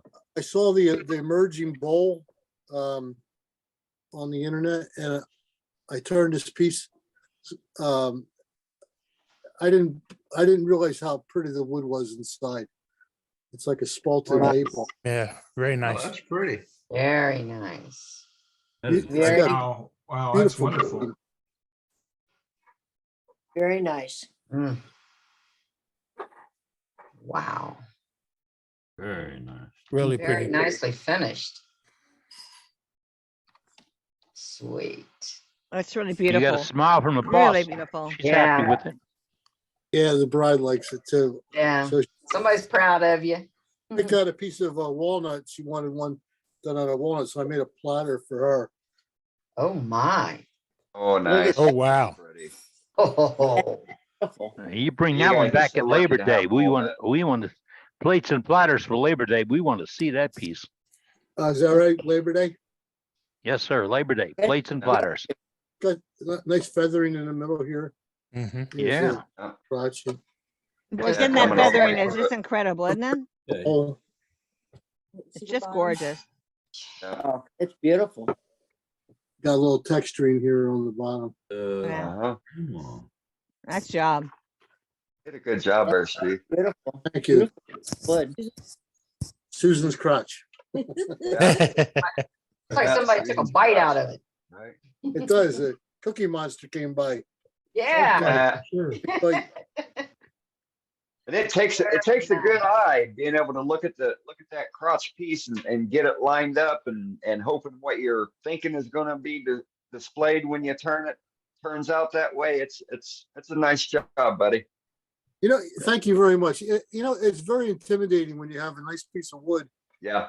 and you don't want to destroy it. You want it to come Right. out. Yeah. And it's, you hope that you're not going to ruin a beautiful piece of wood like this. Yeah. Yes. To turn out. Man.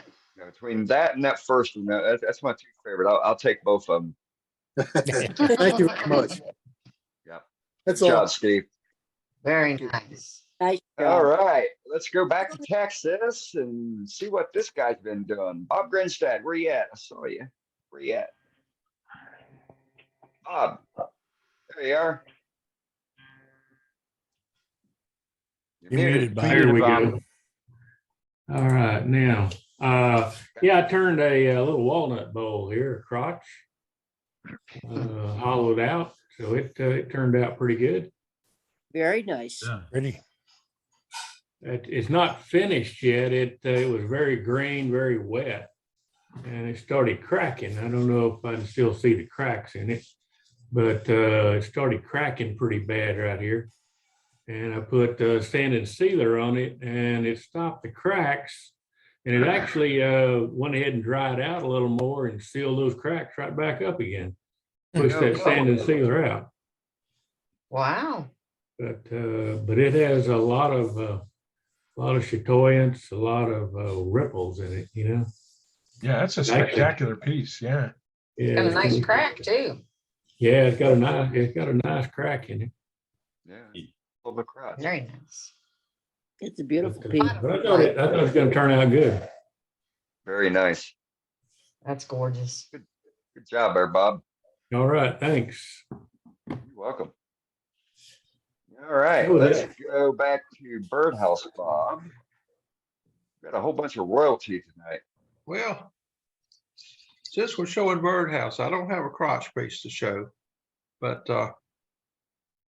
yeah, but I did do this little birdhouse this week. Hello, cool. fella. Oh my God. It's deer antler and spectre fly. Yes. That's cool. Shows Hey, up. that's what I thought. I thought that was a deer antler base. Yep. Yep. Yeah. And I got a piece, I had a piece of log that a lady gave me. And it was a branch actually, and I couldn't figure out what to do with it. So I made this piece out of it. Oh my goodness. That'll do. Oh, That'll that's do. gorgeous. I was very careful where my hands were. Yeah. They Wow. stayed behind the tool rest. And I hadn't finished am- or buffed it yet, but I thought it turned out sort of cool. Yeah, That's it's a really far cry cool. from a birdhouse, huh? Something very useful, something very useful too. Yeah. Good for collecting dust. Yeah. Mine do that a lot. Mine do that a Corpus lot. Christi.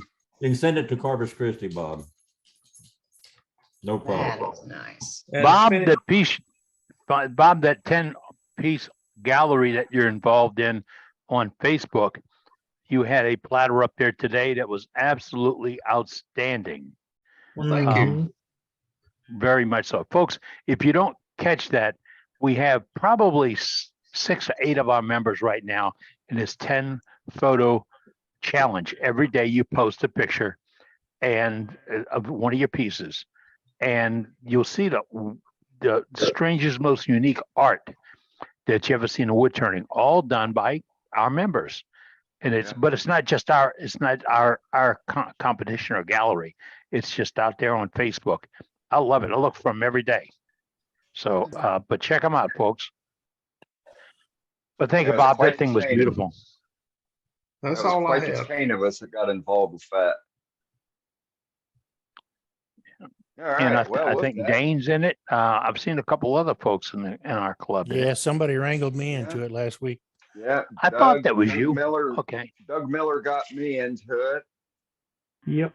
I got And Ronald Waukeene. Todd into it, and Ron Vincent into it. I think Ron Billy Rad- Bird, I put Billy Bird on there. I had, Yeah, Billy Burt's got wrangled into it from us. I've had like 4 people tag me, so I'm avoiding it. Yeah. Well, you just for the finished people that up like one segmented probably a month turnings, ago. Joel Honeycutt put some pieces on there that are really pretty. Yeah. Yeah. He has a gallery in Asheville, North And then Carolina. I wrangled Paul Hannaby into it as well from the UK. He's been posting some fabulous pieces. So it's a neat little thing when you get tagged on it. And if you haven't done it recently, it's neat. It's a neat little thing to do. You know, it's just 10 photos. You know, 1 photo each day of stuff that you've made, and you just nominate somebody that you know. You know, it's in the artistic end. You know, I've nominated a glass blower and a storm door screen printer. And it's just, you know, amazing some of the other stuff, you know, that's done from, you know, the artists, you know, people doing stuff by their hand, you know. So it's a nice little pat on the back for the folks being nominated. So it's good. Sure.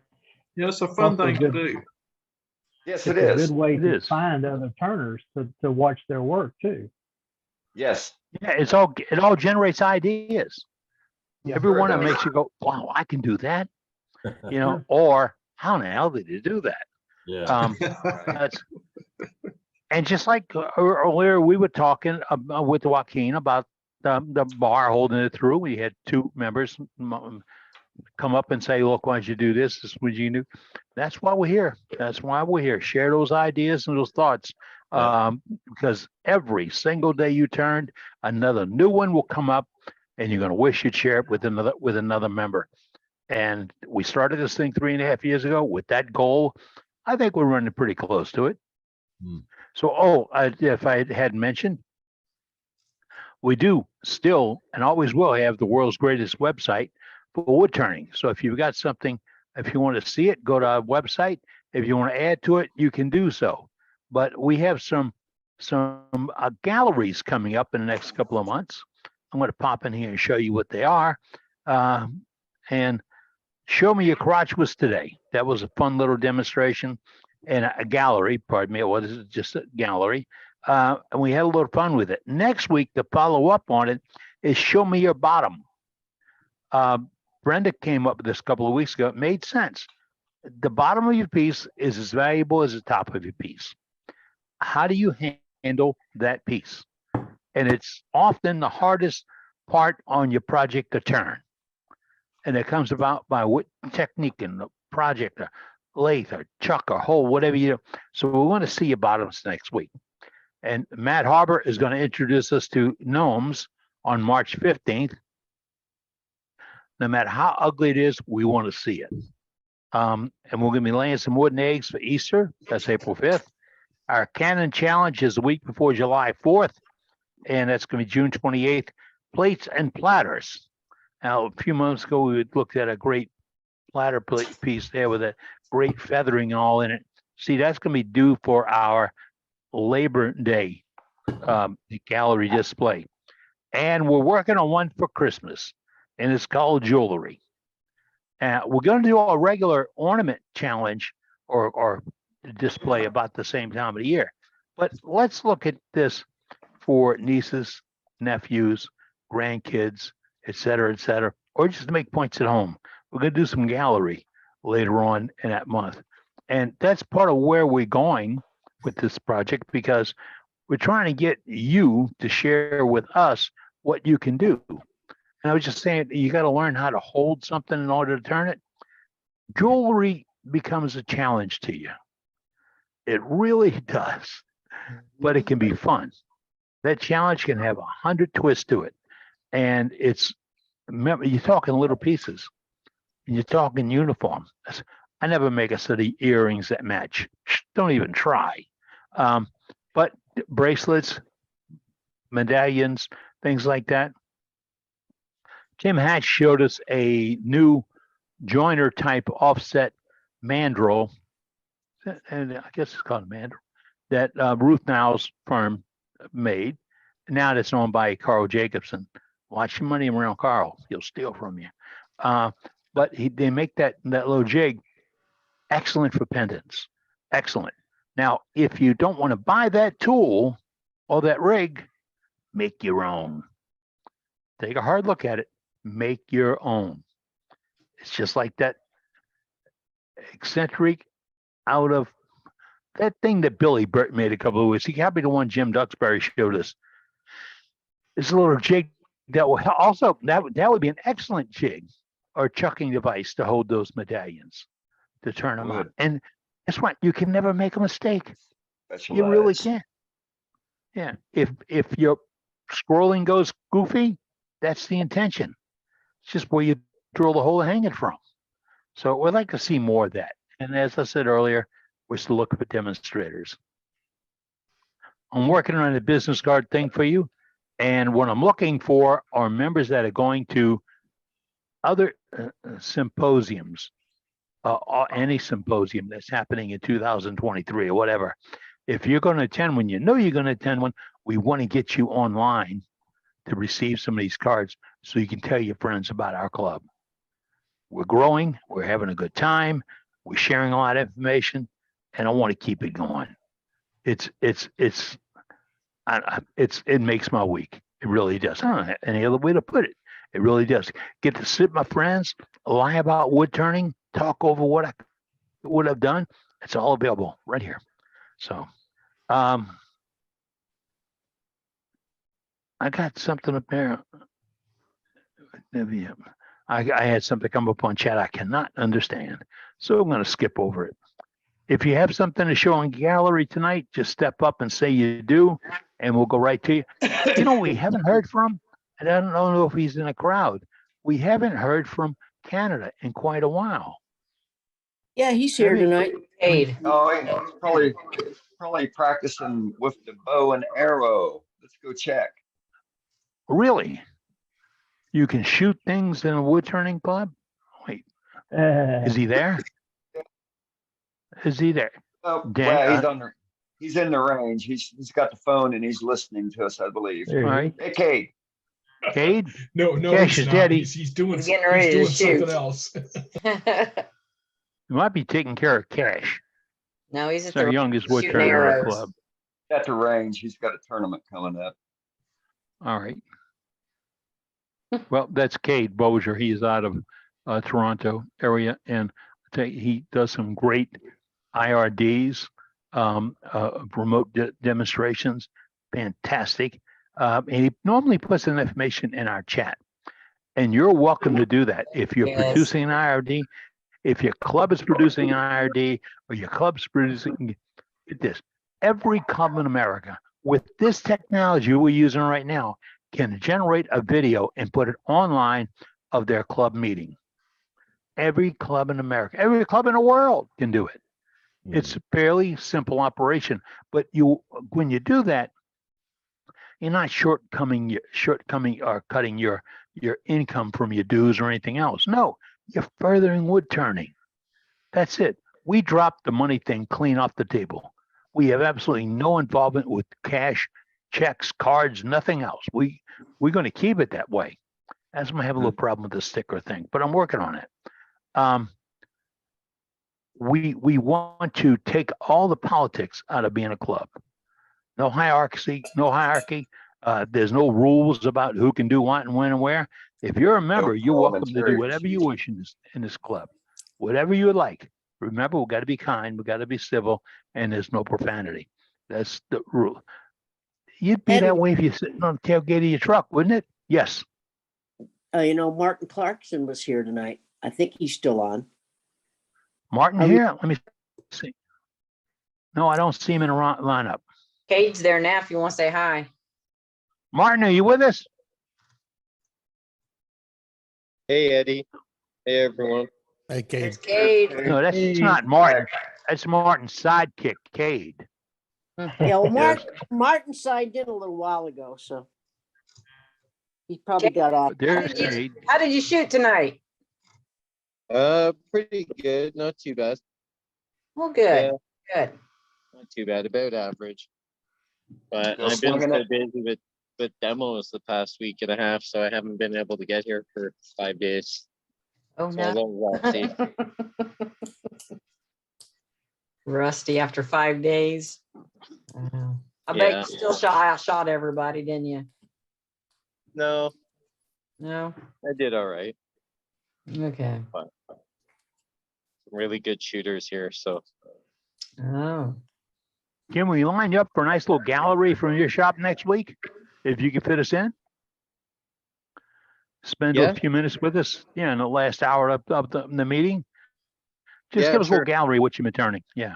Because I just watched your recent IRD. I was hooked. And the beauty of this, he takes it all the way down so everybody understands it. And he's got all the safety and all the components, all the ideas, and he doesn't lecture you. I love it. I love it. I love it. I love it. All right. Give Cash a hug for us, bud. I will. Thanks, everyone. Yes. Good seeing y'all. Thank you, Kate. Be careful driving home. Kate has been with us the entire time we've been a club. He's got a son, Cash, and they're a great little team together. They are. We have a lot of folks that are like that. Now, say there's no hierarchy. There isn't. There's a whole bunch of us sitting on the tailgate talking about it, lying, sharing ideas. We are looking for more, much, much more. And that's the key. We don't have a library. We have the world's greatest website. We have a chat. We have videos. We have input. If you want it, the barter section. Doug Miller says he needs another chuck. That's on the barter. If you have a chuck you're not using, it could work out with Doug. Make a deal with them. And anybody else. So I am looking at a whole bunch of tools I've received over the years, and I'm probably going to put all that on the barter.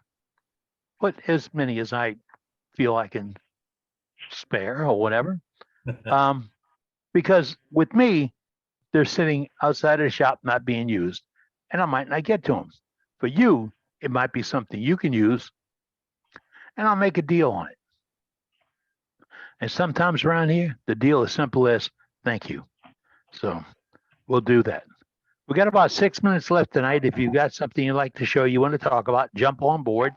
Otherwise, in 6 minutes, the formal part of this meeting will end. But Trace keeps all this Zoom stuff working, and y'all get into a serious chat. And this is where you can answer those questions, ask those questions. We've seen some real problems solved right here in Worldwide Woodturners because you got together and talked about it. You got together this what if. And that's one of the most enjoyable things we do each week. Let's see, what else? I had one other thing. Did you find that? Oh, I got a promo coming out tomorrow. I did some work on it this evening, but things weren't clicking right, so I had to stop and get away from it. Tomorrow I'll get back into it and put it up. Got a lot of photographs. Yes, ma'am. Hey, a lot of people are signing off real quick right now. Can we hear from Donald real quick before everybody leaves? Donald, talk to him, Donald. Save the chat before you leave. There you go. Don't forget it. Save the chat Thanks, Donald. before you leave. Donald. Donald's out of Australia. And Thanks, it's Donald. early. It's early morning there. He's Bright-eyed and bushy-tailed. He's already had his eggs and bacon. Eddie, did you say and Martin that? Clarkson. Martin Clarkson was from the Great Britain area. He was with us earlier.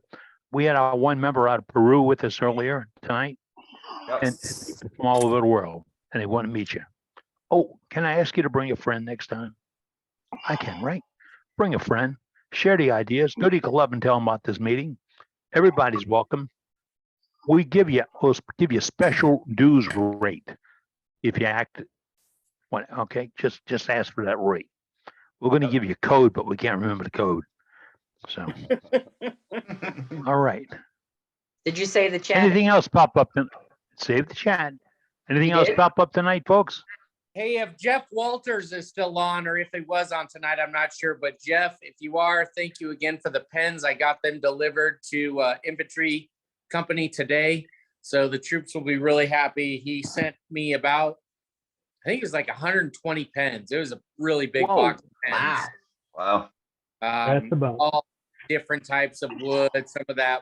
What's that cool plywood called when it's got the different colors in it? extra ply. Spectra ply. Spectra ply. Yeah, there are some of those pens in there.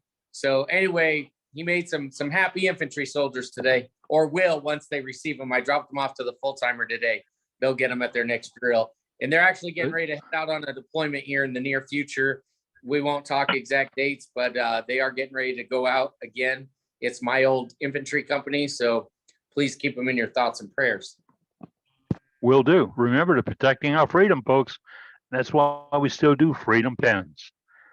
We got then more information on that on our website. Turn a pen, give a pen. That's how it is. And you're giving it to one of the troops protecting our freedom. And I'm a staunch, well, I tell you what, don't get me started on that. That is a major program for me. I really do believe. I'm a veteran. Even if I wasn't, I'd still support our troops. It's just the way it goes. All right. With that, it's coming up on time for us to pull the plug. We're down to like 40 members, and you are welcome to stick around and talk. Be kind, no vulgarity. And we'll be back here again next Wednesday evening. If you save the chat, you'll see all the stuff to add on the chat. If you haven't put your information in for the membership list or members list or contact list, pardon me, put it in there. If you have an event coming up, we have an event calendar on our website. All that goes in chat. That's like an open book over there. So with that, folks, I'm going to wish you well. Thank you for being with us tonight. Ask you to come back next week. And above everything else, Safety Sue says you better be safe. That's All right? right. Safe. See you next week. Next week, folks. I'll fit a Bye, shade. all. Everybody. Good night. Good night, No everyone. problem. Good night. Good night, John Lord. I'm popping out a spotlight, and it's going to go to conversation. Sounds Okay? good, buddy. What are you going to talk about, huh? Huh? What's coming I up? don't know. No. Oh, so I'll tell you something. So I was looking for a specialized bed holder for that goes along with my cutting jig on my hollowing rig, which is a monster. And so I kept searching and looking online. I couldn't find anything. And the next thing you know, I thought I'd do a search for a pink unicorn. And I found various different models of that, but it's absolutely not what I needed. So I shoot a message to a guy that, that I got my hollowing rig from, and that was on Saturday. And so we conversed back and forth. I exchanged pictures of what I was looking for. And then he says, you know what, call me tomorrow, you know, which is Super Bowl Sunday. So I call him on Sunday and we talk for about 30, 45 minutes. He goes, you know what? I got a buddy. I'm gonna bounce the idea off of him. And he calls me back in about an hour and a half. He goes, you know what? I talked to my buddy, and he says what you need is just a simple Forstner bit extender. And it, you know, and tells me it, you know, you're just looking at it too deep. I got to thinking about it. Yeah, you know what? He's absolutely right. All I need to do is take out the shorter screws and put in some longer screws, and it'll hold my 3/8 bits or my 1/4 inch bits, no problem. Go for the 1/4 inch extender. And complete circle. So the guy that he called was Lan Brady. And I don't know why I didn't think about shooting Lan a message saying, hey, Lan, this is what I'm looking for. Can you help me out? But Lan's the man to go to when you're on tooling and you're trying to figure something out and you can't figure it out. That guy's a genius. Ain't you, Lan? I know you're still on here.